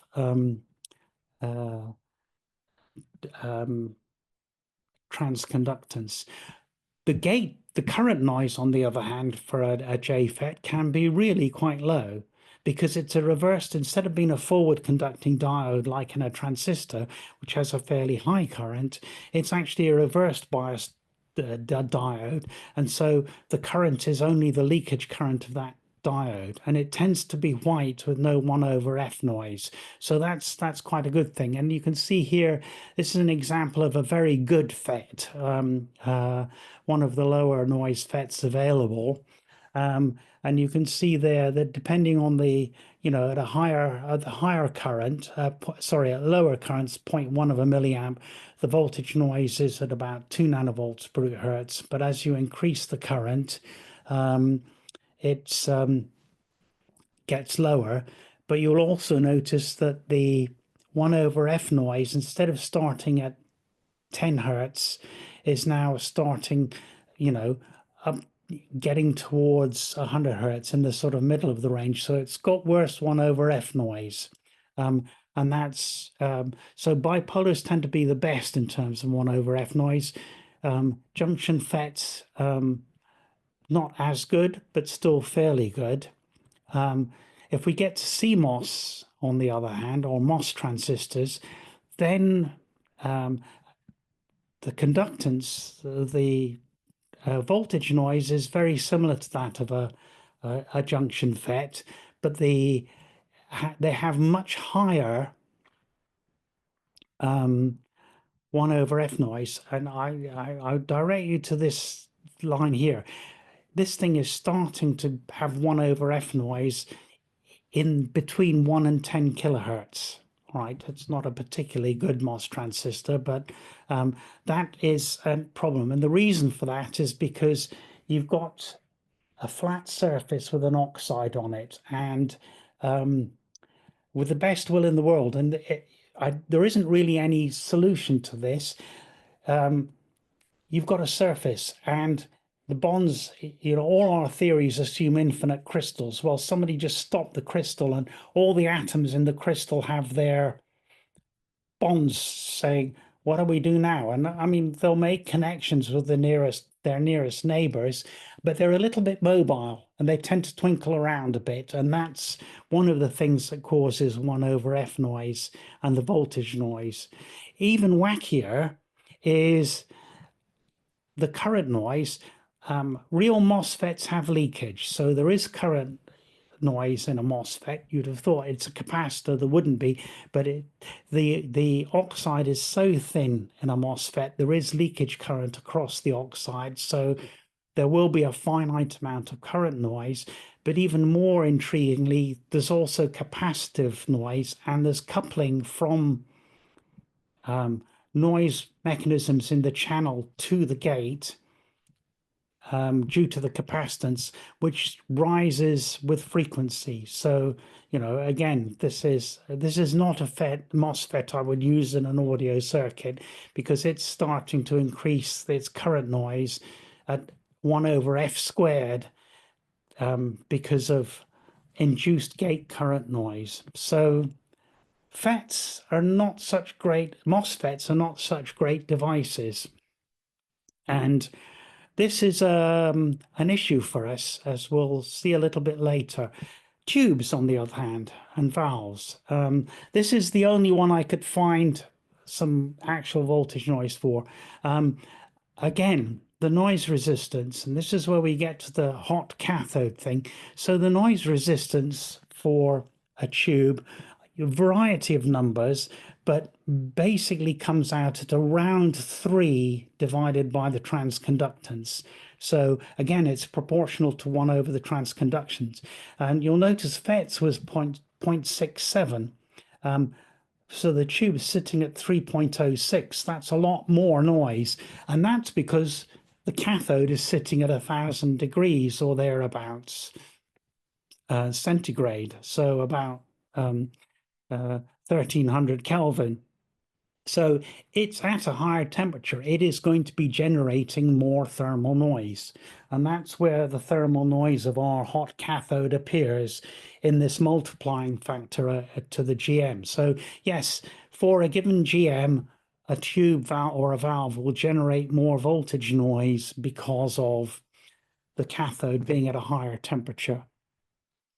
There's also significant 1/f noise corners in tubes, in valves tubes. And that's, as I said, there's some discussion about where it comes from, and it's thought to be surface states on the cathode oxide that result in random variations in the emissivity of the cathode, which manifest as 1/f noise. So this is an E88CC, which I think is considered moderately highly regarded valve for input stages, but you can see there the noise corner is at around 1 kilohertz. So if you're using it for a phonograph cartridge or a tape head, obviously you've got quite a bit of gain sitting at these low frequencies around 50 hertz or thereabouts, and you'd want, you know, that the effect of that 1/f noise would be significant. The plus thing for tubes, and this is for a triode, is the current noise due to the grid current can be quite low. And it does depend on how many electrons actually, it's basically due to electrons randomly bumping into the grid. I mean, they wouldn't normally be attracted to it, unlike the screen grid. The control grid is negative with respect to the cathode. So it's really only electrons that have enough velocity to bump into the grid that bump into it. And the grid currents are in the order of 1 to 100 nanoamps, which gives us, you know, fairly low current noise, which is good. So 18 to 180 femtoamps per root hertz. And you can see here this E8818CC, it depends on which one you get. There's a lot more variation. You know, the best one is sitting at around 2 nanovolts per root hertz, which is quite a respectable noise figure. Valves tend not to have as high a GM, so it is difficult. You can get valves with higher GMs, which in theory could achieve lower noise figures. The real question then becomes is what's their 1/F noise like? And I think that, as much as anything else, is an issue with valves being used, is what's their 1/F noise, because that's not a spec that's really quoted in valves. So different manufacturers, different quality systems will come up with different noise 1/F noise things. Pentodes, right? Pentodes have a screen grid, and although they may achieve the same similar noise voltage values, because that's really a function of the GM, the screen grid, which is positive with respect to the cathode, will have a significant current, milliamps, not microamps, milliamps flowing in it. And that means that it will be generating noise currents of around 31 to 44 picoamps per root hertz. And when you work that out, that actually develops a significant voltage across the actual equivalent resistance of the cathode. And it's that current noise running around that loop, developing the noise voltage across the cathode, that gives you the extra noise associated with pentodes called partition noise. I've actually gone through the maths of that, and it comes out identical to one of the classic equations for partition noise done by a different analysis system. So that's what partition noise is. It's the current noise due to the screen grid current being generating noise across the equivalent resistance of the cathode. You can make it worse, but that's where it comes from. Now, one of the things that does come out of this and this analysis is it doesn't matter what configuration you use the active device in. You can use it as a common base, you can use it as a common emitter, you can even use it as a common collector system. You don't change the noise currents or the noise voltages. It's the same noise current, the same noise voltage, irrespective of configuration. What might change, especially in the case of the common collector circuit or the common anode or whatever, is this has a voltage gain of less than 1. So if you're amplifying up voltages and worried about voltage noise, this probably isn't a great circuit, because the subsequent circuit, you've actually made things a little bit worse. On the other hand, if you're worried about current noise, then this is transforming a high impedance system into a low impedance system. It probably does quite well. So it's something to think about. You don't have to just use one particular configuration. The actual current and voltage noise values for a given device are independent of the configuration you operate them in. Right. Again, I think, yes, that's the end of a particular section. I'm losing audience. I'm going to go on to look at some modern op-amps and highlight some aspects of them. Are there any questions so far? Okay. Right. One of the interesting things that's happening in analog circuit design for chips is that manufacturers are getting rid of their bipolar processes, their junction transistor processes, and they're moving over to MOSFET processes. This is not great news for us as audio people, because MOSFETs have inherently worse 1/F noise. And here's an example that I stumbled on. Right, it's not a brilliant op-amp, but it used to be used, for reasonably medium signal levels. This is a TLO7 series of op-amp, TLO72s, TLO71s, and TLO74s. You used to see them in some of the mid-priced or bottom end mixing desks, and it's got an okay performance. It's got a fairly modest voltage noise, which means if you're using resistors on the order of 20 kilo ohms, it's not too bad. It's got a reasonably okay, I mean, it's a little bit high, but it's not outrageously high corner frequency for 1/f noise. Again, this is linear for nanovolts per hertz, so it's a little bit better than it looks there. This is their latest version. I want you to notice the scales. This one goes from 0 to 50. This one goes from 0 to 200. So at 10 hertz, the MOSFET version has got more than 4 times the noise of the junction process. Yes, at high frequencies, it does better, 20 nanovolts per hertz at really high frequencies. You know, if you're a bat, if you were all the highest notes, but, you know, 40 kilohertz, you'd actually be achieving similar performance. But this is a worrying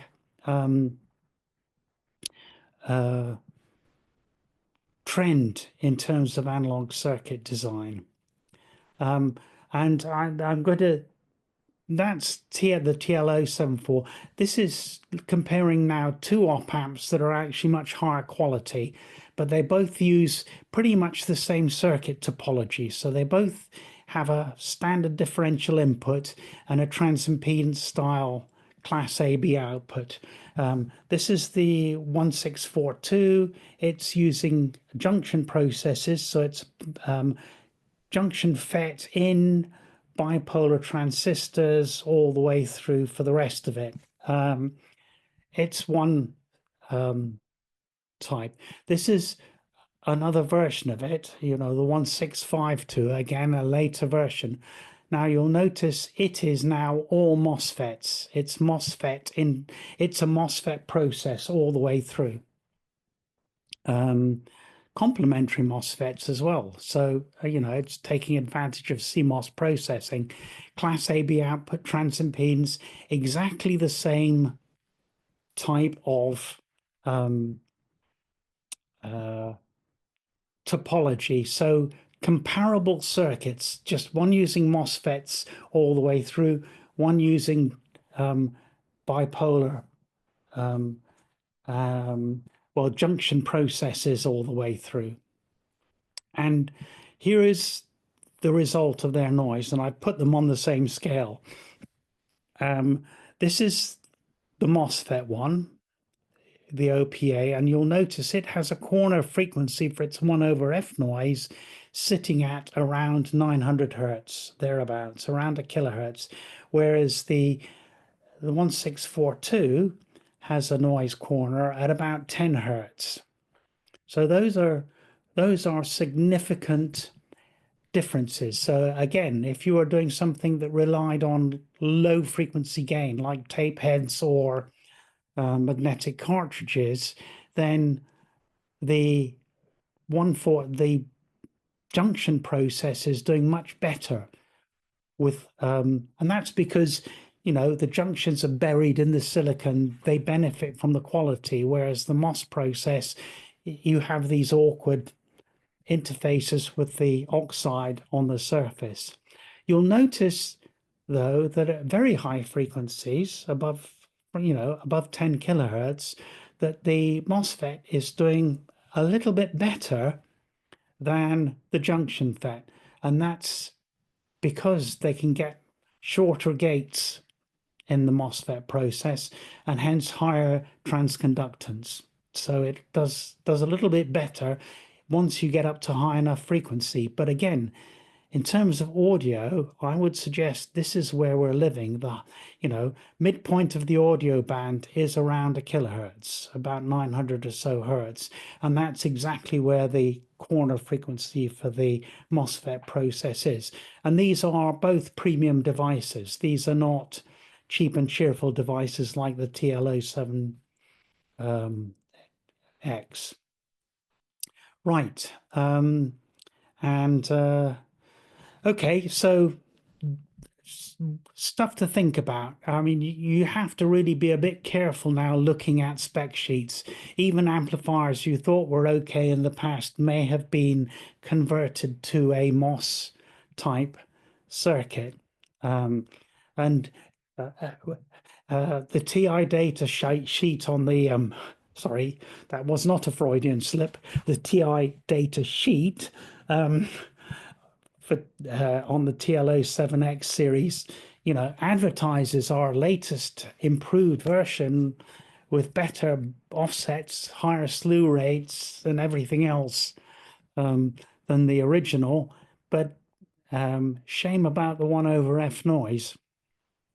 Okay, finally, the final section, and we're almost at the end now. Just a couple of, and these really are I'd call this floobydust. These are wacky ideas. So one of the things you often meet in front-end amplifier design is that your sensor needs to see a particular load impedance. You know, that's quite common. A magnetic tape cartridge wants to see, well, if it's a moving magnet one, wants to see 47K. It's actually designed to see that loading.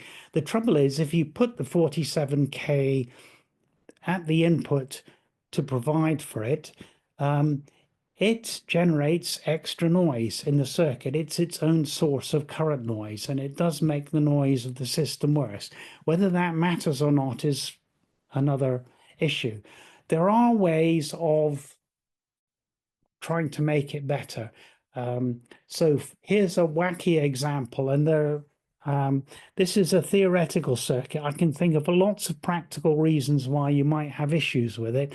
But for example, if you had an amplifier with a gain of -10, you can use feedback to mimic an input impedance. So in this particular case, I've got an amplifier with a gain of -10. So this voltage here, every time this voltage goes up by 1 volt, the voltage here goes down by 10 volts. So I end up with 11 volts dropped across that resistor. So effectively, this resistor looks 11 times smaller. The current flowing in that resistor would be equivalent to a resistor that was 11 times smaller. So it would look like R. So this could be 11 times 47K. As far as the magnetic cartridge is concerned, that resistor looks like a 47 kilo ohm resistor, but because it's actually 11 times bigger, it's the physical component, it's generating 11 times less. Is that right? It's generating less noise current. I couldn't off the top, I didn't work out the actual proportion less, but effectively it's producing less current noise to drop across your sensor. So in principle, it would offer you a lower performance provided everything works okay. I mean, there might be issues with the stability, there might be issues with overload and stuff like that. But, you know, just an example of using feedback to mimic a desired load impedance for a transducer. And I think that's something worthwhile thinking about. It is possible to manipulate feedback to do that. And if you can get better performance from it. So that's floobydust idea number 1. Idea number 2, I've seen an application note from that corporation, is the idea, the summing amplifier, where we have this issue of it being attenuated a lot and then re-amplified up. If instead of doing that, we fed it into the emitter end of the emitter of a transistor instead of into the base, okay, there's issues with biasing this transistor properly to make that happen. Those are technical details that are solvable. Then we have a low impedance node at this point, which means more current, instead of the current flowing through all the other resistors and essentially being wasted, more of it will flow into the transistor, which is where you want the current to be. And again, the likelihood is you're going to get better performance out of it, because you're not attenuating the signal down and then re-amplifying it up. It's probably still being attenuated, but more of the currents flowing into the system. Of course, if we then made all these resistors active current sources, it would be even better, but then your design of the desk gets crazy. But that's a little idea. You can apply the same idea. A lot of D to A converters want to see a low impedance, which, they suggest achieving using a virtual earth type amplifier.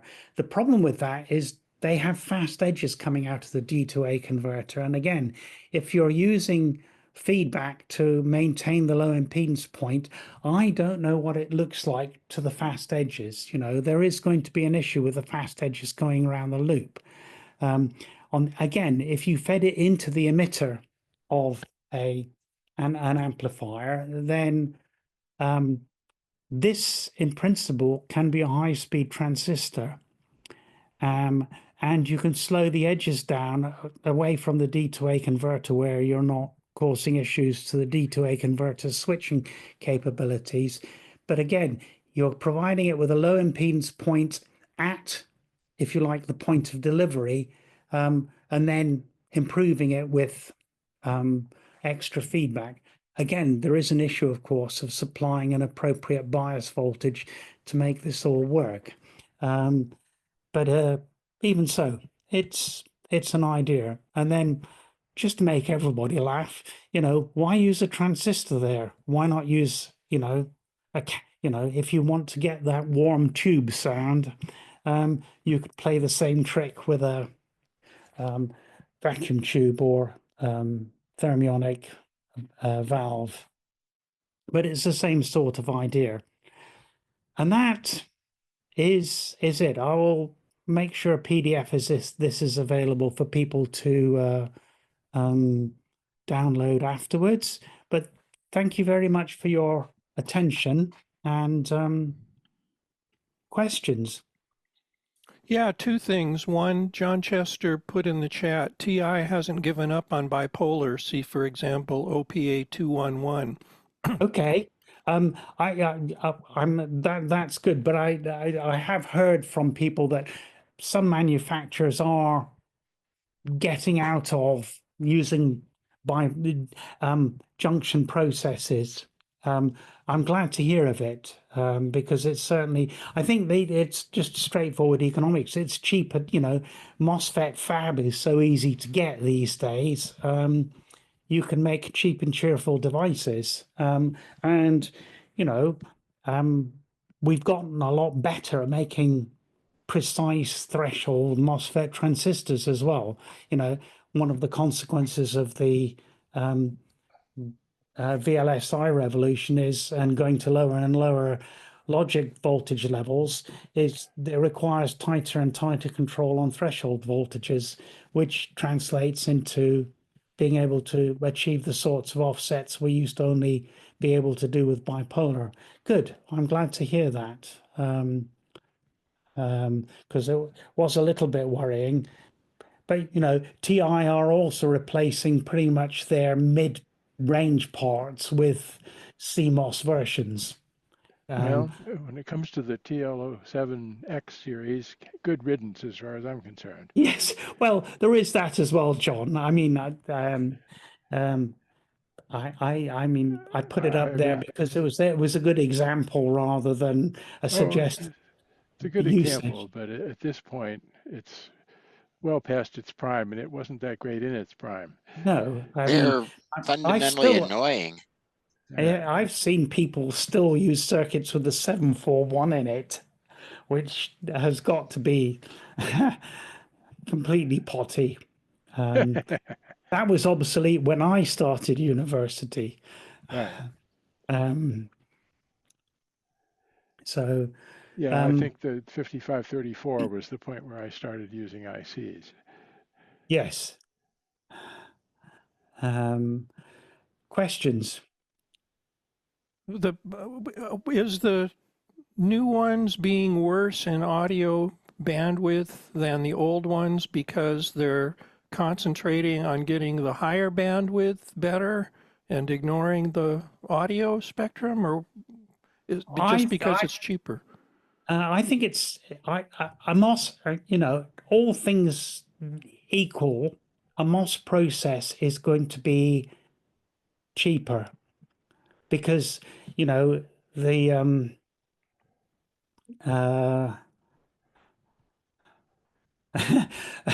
is that your idea of hell? You're talking to Partev? Yes. TLO7X on inputs, then 5532 on the inner amp circuits? Yeah, yes. The so Yeah, I see that yeah. a lot these Do days. you? Oh, Yeah. you actually see it. Oh my God. They use the TLO 70s for like inputs and outputs to make sure nothing blows up on the inputs and outputs, and then they use 5532s within the inner workings of the amplifiers throughout the circuitry. And it kind of annoys me. I wish they would use something different. I mean, that's. I mean, I would never have thought of that because it's so stupid. Yeah. I guess they like the high impedance of the JFET so that they put it on the inputs and outputs to protect the inputs and outputs, and then use 5532s everywhere else. Yeah, but the 5532 can actually drive 600 ohms. 07X can't. Yeah, I mean, to get back to the MOSFET thing, I think it is an economy thing. It's easier to make MOSFETs. And, you know, to be fair on the people making MOSFETs, they've got much, much better at making MOSFETs. And, you know, with with CMOS being pretty much the standard process, you can actually, you know, produce them, you know, fairly well. The trouble with MOS is at the end of the day, you have a surface which might be super clean and you've got an oxide that you've put on it and there's a mismatch. And that it's very difficult to make that not have 1/f noise. It's going to have it. I think it's an inherent thing in the process. You can clearly make it better. You know, the OPA, the op amp circuits, the two similar circuits I showed you, obviously had done a better job on it. But even so, I think it's inherent to the MOS process because you're dealing with a surface. And basically two mismatched surfaces. I'm not quite sure what you can do about that. I mean, you really want some sort of matched oxide that I don't know. It is a very weird thing to sort of try and envisage. Well, you know, but there are so many things these days that use op amps that aren't low noise audio. So there's undoubtedly a market for cheap parts that are slightly noisier. I mean, and once you I can just get the wouldn't offset, use them in high class audio. No, yes, exactly, John. You're absolutely right. But I have seen them used in high class audio. There's also another. All right, this is not noise related, but there's also another sneakier issue with MOSFETs, enhancement mode MOSFETs in particular. And it's to do with them in Class B stages. So remember the old 741 had that buried collector PNP transistor in the bottom, and it had an FT of sort of 800 kilohertz or something ridiculous. The NPN transistor on the other side was, you know, stupidly fast. So you had a huge transition between effective for half the cycle, you had a wideband op amp, and for the other half of the cycle, you didn't. And it affected the compensation, but it also, you know, meant the poor op amp's feedback network was working quite hard to make that transition work. Well, Right. enhancement mode MOSFETs have a sub-threshold bit, and most of these things they're biased to almost pure class B. Is as you go through the 0 point, you're actually going through. It essentially becomes, instead of a MOSFET, it becomes a lateral NPN or PNP transistor. Sub-threshold, it's basically behaving like a transistor, a very slow one. And again, the dynamics of your amplifier are changing as you're going through the 0 crossing bit, in a different way, but still changing. So, yeah, it's so yes. I mean, I wouldn't recommend MOSFET things for high quality audio design either. So I think that is something one needs to be aware of, that, you know, manufacturers are. I'm glad to hear that TI is still producing MOS stuff, but well, if you want to get into the really nerdy details, the OPA 211 is actually built on a silicon germanium alloy, and those transistors apparently are a good deal faster. So silicon germanium. Silicon germanium alloy. And are they using HEMTs? High electron mobility transistors? I couldn't answer that question, but I know that that particular part, the gain bandwidth significantly increased. Yeah. It's really quiet. What's and one the of other the great part, it's a FET part, is the OPA 828. Right. Which is apparently also on the silicon germanium alloy. Could you drop those numbers into the chat, please, John? The 211 I did, and I'll put the other one in. Because I mean, they're not cheap parts, but I'm not building cheap. Oh no! I mean, but I didn't think they would be. Right.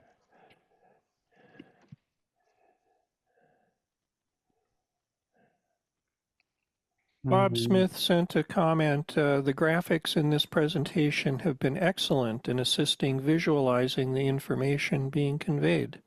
Oh, good. Nice job. Glad. Thank you. As I said, I'll send Don a PDF of the slides. I noticed a couple of errors as I went through them, which were the equation editor on PowerPoint is a little idiosyncratic. You're so kind. Right. It's not just me then, JJ. Well, I've got to the point where I will draw it on a piece of paper, scan it, and drop it in as a JPEG. You know, I've just treated myself to a remarkable pro or whatever they call it. So, but I haven't had time to actually fire it up and make it work yet. So, yeah. A scanner or what? No, it's actually it's a colored e-ink oh, cool. tablet which takes handwriting.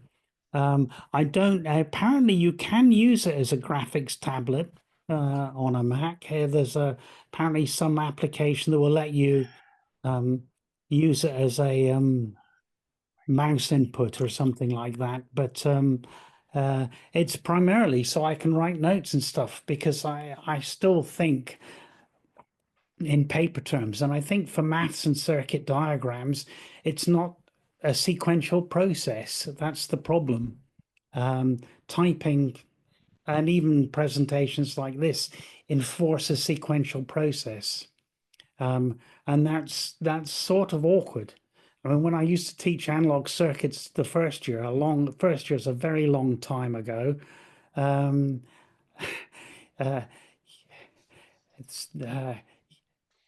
But as I had lots of boards available, and I could actually walk into a room and say, give me a voltage, and we'd start the design from a random voltage.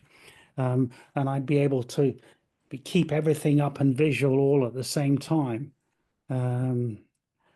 So Cool. it was useful. Yes, Jonathan, equations in LaTeX may perform better, but I don't know whether PowerPoint reads LaTeX. I just know they kept, I did have to fight it a little bit to make it do things, and I clearly failed on a couple of the slides. He says he thinks it does do that. Oh, okay, cool. And John Chester wrote earlier that his current favorite FET input op amp is the OPA 828. Yes, I'm going to save the champ. Yes, thank you, John. Right. I have no idea what time it is. It's early yet. Oh, yes, it's early for you guys. Not in the UK. It's Right. still. I'm still within my Cinderella. No, what is it? Yes, I'm still in my Cinderella zone at the moment. Perfect. Well, the clock hasn't struck midnight, at which point, Good. you know, my computer ends up turning into a pumpkin. Do you have more slides to share? No, I don't. I mean, Okay. Let's get out of share then. There is a hand raised. There is a hand raised. All right. Why am I not seeing it? Oh, because I'm halfway. For some reason, I'm miles. Oh, sorry, Partev. Hi.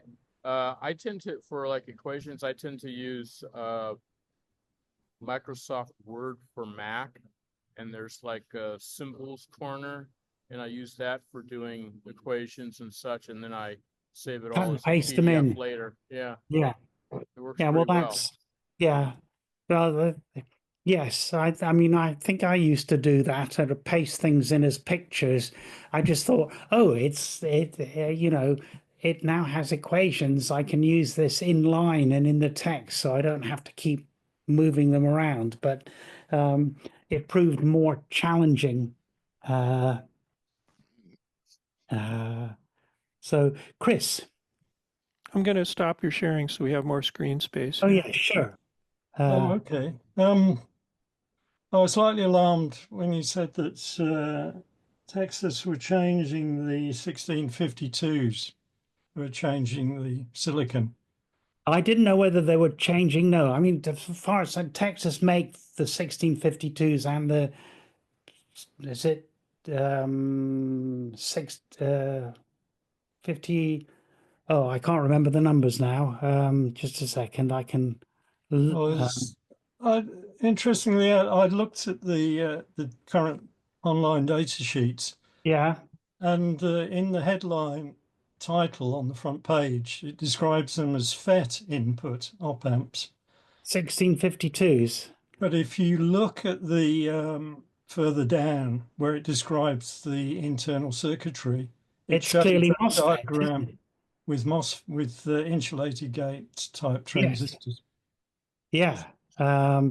Yes, well, that's what I mean, I picked the 42 and the 52 because I thought, great, they're almost identically the same topology, except one's effectively a junction process and one's a surface process, sorry, a MOSFET process. So I think, you know, that's a valid like for like comparison.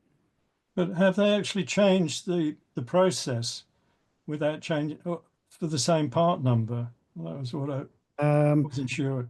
No. I, as far as I know, the 52 has always been a MOSFET, hasn't it? Oh, okay. That was. I think the 52 is a MOSFET, has always been a MOSFET, but the 42, which I think TI also make, is a well, I call it a junction process. It's bipolar transistors and JFETs, but they're all based on junctions. I mean, they're certainly drawn as JFETs on the data sheet.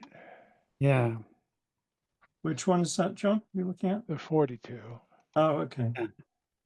Yeah. 52. The 52 is the MOSFET one.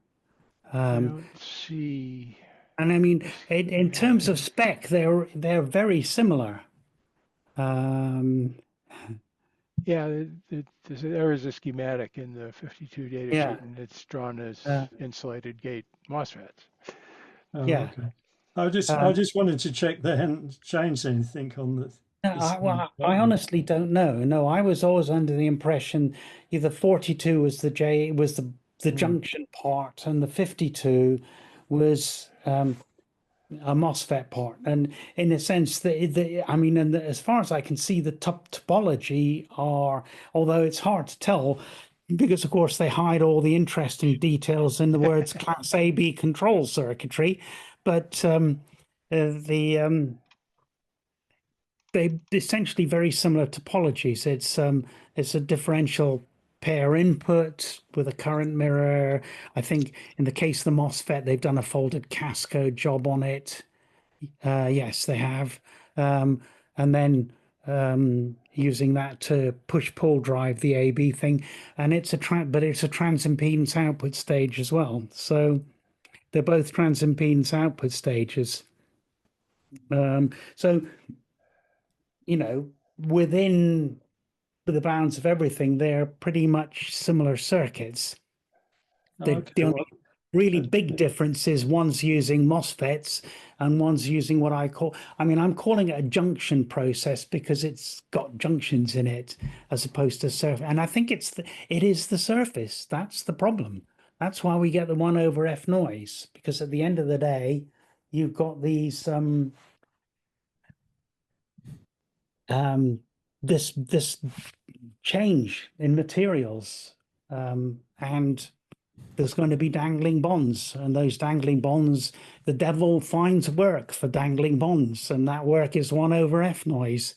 No,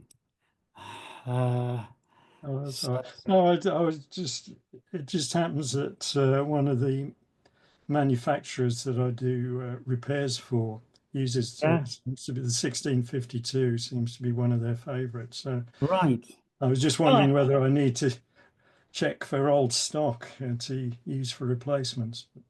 But if they've always been MOSFETs, then that's all right. I honestly don't know. I mean, I'm because I don't make things, I'm not as up to, I'm not as detailed on supply chains as all that. Given they've got a 1642, which is a very similar performance part, I'd be surprised if they would make, have moved made a 52 that was also bipolar, because it wouldn't have changed much, really. But on the other hand, making a 52 where they used a different process, with different implications in terms of cost, that's maybe helpful. And MOSFETs have an advantage of being quick, don't they? So, we've got quite good at making fast MOSFETs. It's one of the, and again, another gift of VLSI. So, thank you. How am I doing? Right. Other questions? Comments? Some people had to leave, and they made not very nice comments about how good it was. Thank you. Well, that's part of that. I have one question. Yeah. The 1642s, would those be a good substitute for the TLO 70s on the inputs and outputs? I have no. I mean, I think, are they? Is there a compatible package? I'm not sure. I think they. I was thinking of getting my people where I work to start using something other than the TLO 70 series on the inputs and outputs. Well, it depends on whether you're looking for dip packaged parts or surface mount parts, because I was going to say this 42s I think are all surface mount parts, aren't they, these days? Because we do a lot of surface mount where I work. I'm not sure. I'm not sure they're available as a 8-pin dual in line type thing, but I haven't looked. I mean, at the end of the day, I'm not a manufacturer, so I think it's important. I think I'll pester our engineers about looking into that. Thanks. I mean, looks to me like these are only surface mount, which is what I would expect. And of course, the 1642 is a dual, which is fine if you're replacing a dual. If you're going to replace one of the 4-op amp units, then Yeah, I don't know what part that is. 44. No, I have no idea what the part number for that is. There were a few other quad FET chips that would be better, but I don't recall the numbers off the top of my head, and they're older parts. I mean, I think the main point I wanted to bring across on that, I wasn't particularly trying to highlight any particular chip part, was, there is definitely a move towards MOS processes. And I mean, all being well, there will be manufacturers that will continue to supply junction processes because there's still a market for junction processes, but they do have different performances in terms of noise. I'm willing to be proved wrong, but at the moment I don't see MOS processes moving that noise corner significantly down in the near future.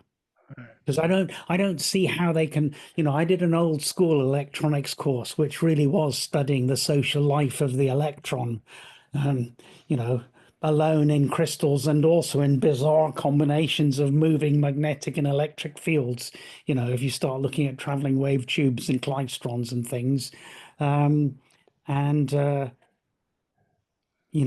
my semiconductor solid state hat on, I'm thinking, how can you actually stop that happening? And I don't know. I mean, what you need to do is to be able to have something that holds onto those dangly bits. I don't think it's going to work. I think it's inherent in the process, and that's unfortunate, because that's probably the bit where it falls down. And for quite a few applications, it may not matter. But if you want lots of gain at low frequencies, which is part of the shtick when you're doing audio, then it does matter. A noise corner at a kilohertz is a bit high. Yeah. I mean, it's a lot better than it used to be. I mean, MOSFETs used to have noise corners frequencies at 10 to 100 kilohertz, 40 years ago. So it has got better. Well, going back to another subject on the transimpedance amplifiers, a piece of magnetic tape trivia, there are or were 2 tape recorders in the world that used transimpedance preamps and did so quite successfully. One was the Ampex MR70 and the other was the various Stevens machines. Right. Yeah. And one of the virtues of doing that with a tape head is that it auto equalizes itself. It's auto equalizing, yes. Right. Yeah. That makes it. I mean, as well as the transimpedance amp, especially if you really implemented it with a transresistant style circuit, would actually have quite a lot of gain bandwidth available to it as well. Whether you keep it, so there is a definite plus in doing that. Yes, I remember looking at a tape head and thinking, could you do a transimpedance? I mean, I wasn't sure about the stability of it. I mean, you probably have to work a little bit on the stability of it. But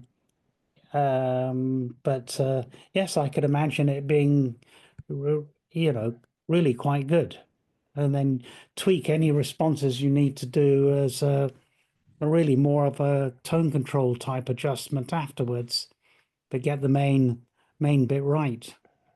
Yeah, the real problem is that the inherent EQ fails at the low end where you encounter the DC resistance. Yes. And so it Oh, there is requires that. There's, yeah, you'd have to adjust for that bit, and then so obviously it putting in requires an the equalizer to fix that problem. But yeah. other than that, it works pretty good. Don't you need a little tweak at the top end for the other time constant, the 75 microseconds or whatever it is at the top end? There's a Yeah, little you just pitch provide that uplift as a as well. separate equalizer, Yeah. which is then a boost equalizer instead of just stopping the integration. Yeah. Yes. So, yeah, cool. Gosh, there's still quite a few people online. Yeah. Jonathan posted an article from the BBC about that lip microphone. Yes, Went yeah, I into saw great that. detail. That's really cool. Yeah, you'd need to make sure you should save the chat for this one, for sure. Yes. It saves for me automatically, but again, everybody else, if you want to save it, you click those three dots at the top Yeah. of the chat and save it, and you get what is saved up to that point.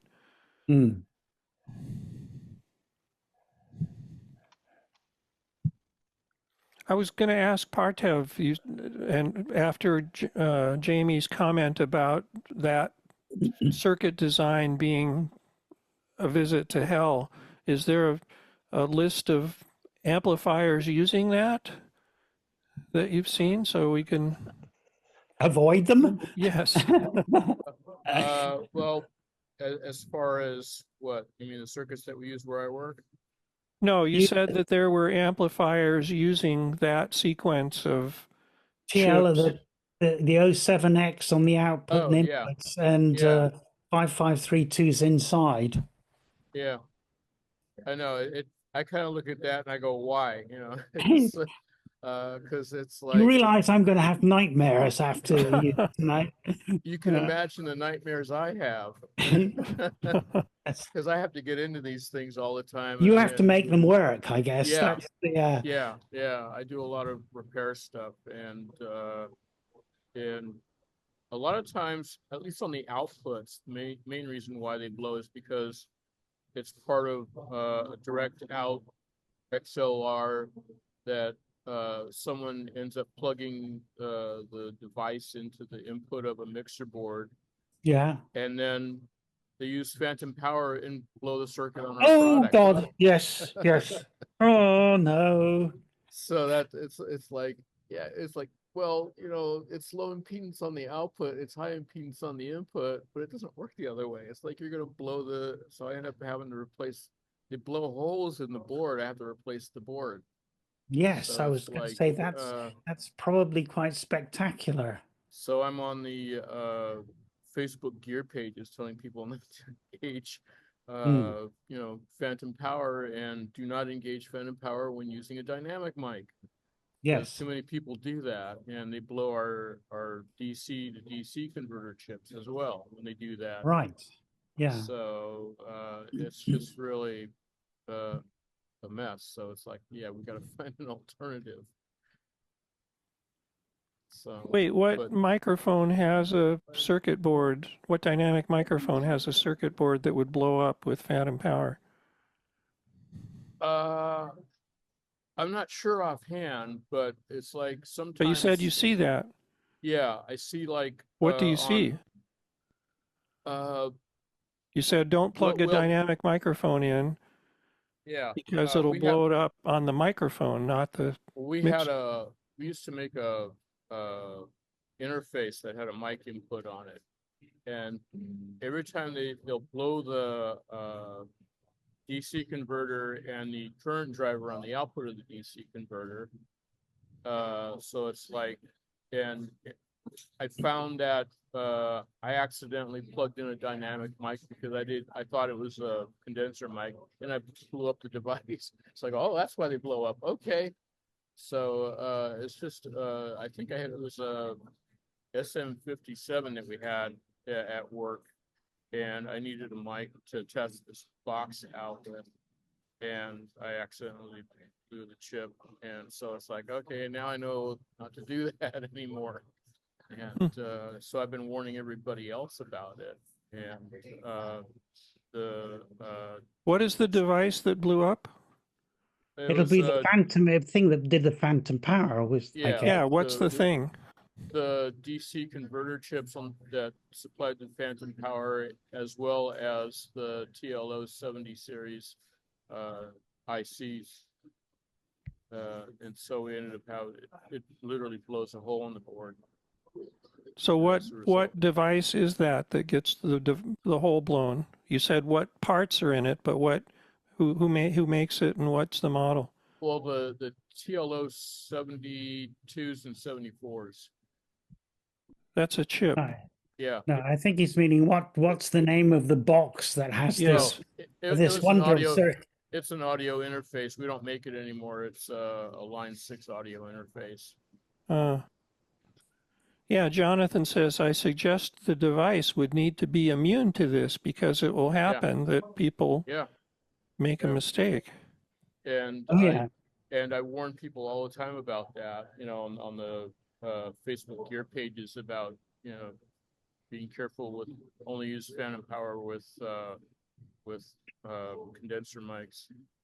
Well, but it's not a problem with the with the mic. It's a problem with whatever that gizmo. Yeah, is. it's that too. Yeah, I mean, I know that corporation, that makes microphone. I mean, they've got an entire application note on how to build the bit before the microphone preamplifier so that it's bomb-proof. And unfortunately, we tend to use some.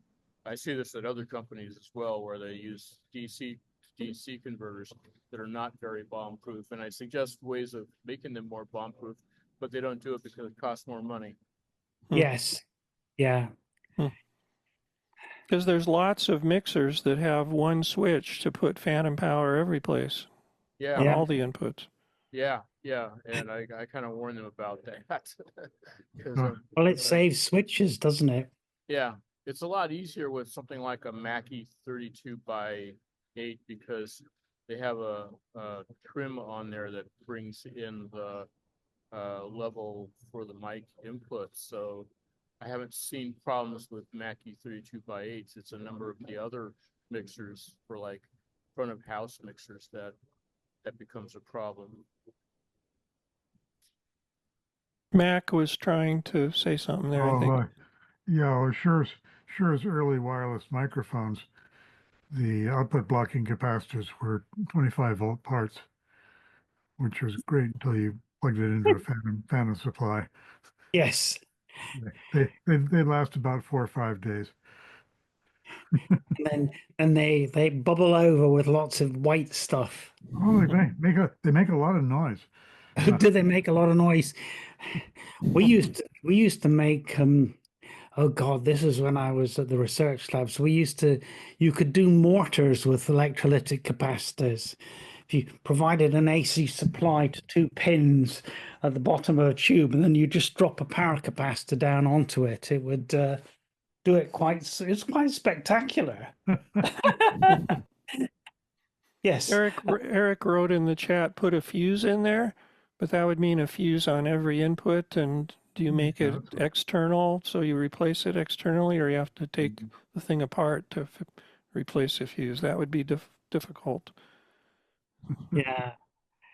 Although there are, is it PTCs, positive temperature coefficient? There are protection devices you can use but they might not be fast enough. That's the problem. And at very low currents that don't work all that well, as John can attest. No.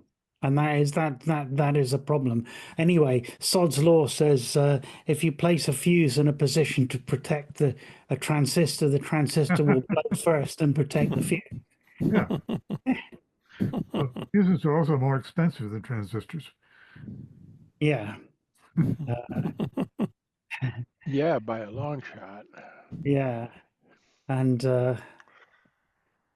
I just remember dealing with circuits, and they were power supply circuits. I call them kamikaze circuits because if one transistor goes, it takes. He said, I'm going, but I'm going to take everybody with me. It was a nightmare to debug. Term in Japanese is bachi bachi. A number of power amplifiers made up in this corner of the country. Since we're talking about this, I'm jumping in unbidden. Is there a sense that the art of analog circuit design is changing or fading away, at least on the lower end, that people don't know how to design these better circuits anymore? I think it's become, I mean, from my perspective as an academic, it's moved from being what I would call a core subject. We taught the first year, our first year lab was analog circuit design, with physical bits, things went bang occasionally, things oscillated and stuff like that. Nowadays, I would say analog circuit design is probably a final year specialist option. And let's be fair on the kids that are doing it. They've got an awful lot of extra other stuff to do. So, something's got to give. This was a long time ago now, but I do remember a student was designing some filters for me. He was he was a good student. He was really enthusiastic, and he came in and he said, I sketched out a little circuit for him. There's a little 2 amplifier bandpass filter circuit. And he said, all right. I said, go and build one of those and measure it and things, because he needed a lot of filters. And he came back the next morning. He said, I've done it. I've built it. I said, my God, that was fast. And he said, yeah, here's the frequency response. And he showed me a printout paper with a very clear old school asterisk. If you can remember the old Spice output of frequency response that they did with asterisks. And I looked at him and I said, you built it. And he said, well, I simulated it. That's just as good. I said, look, I said, let's get one thing straight. I said, simulated circuits are a little bit like simulated sex. They may look like the real thing, but they aren't. I said, go thou and build it. This is the beginning of their lab day morning. So, he was enthusiastic. He ran away. And an hour later, he's pounding on my door again. He said, it doesn't work. It doesn't work. I said, what do you mean it doesn't work? He says, it's not working.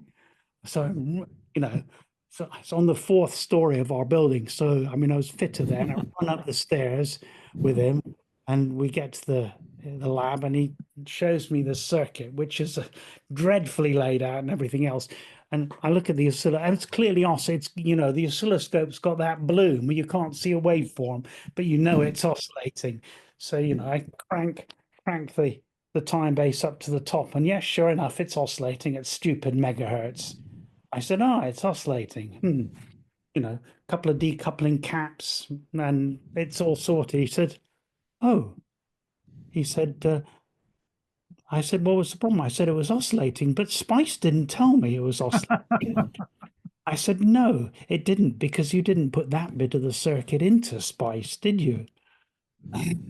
I think he learned an important lesson that day, but it was just him saying I built it, just showing me this printer, thinking that's not building it. But that's what I mean. At the end of the day, they've got to learn Python, they've got to learn machine learning, they've got to learn this, that, and the other.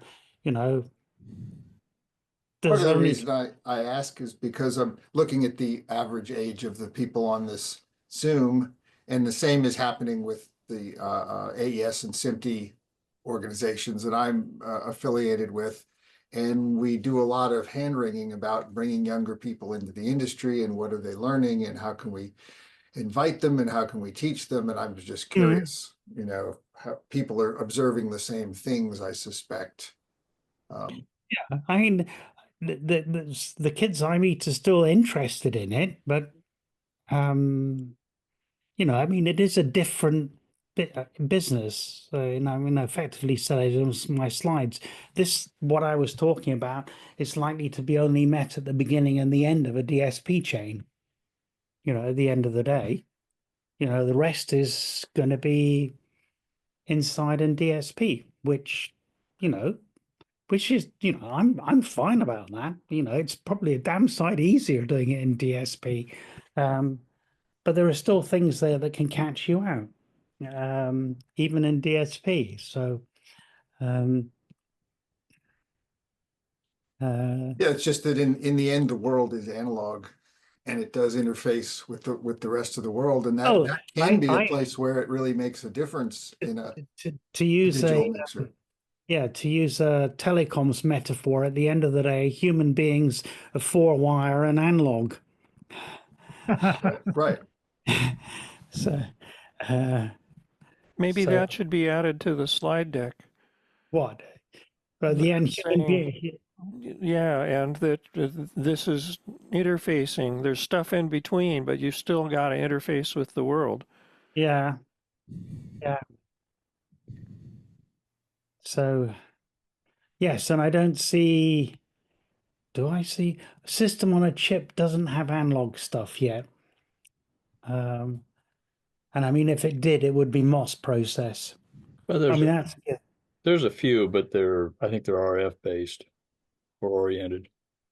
Yeah, I mean, there's an Italian semiconductor company, and I can't remember their name for the life of me, that actually can integrate bipolar and MOS on the same process.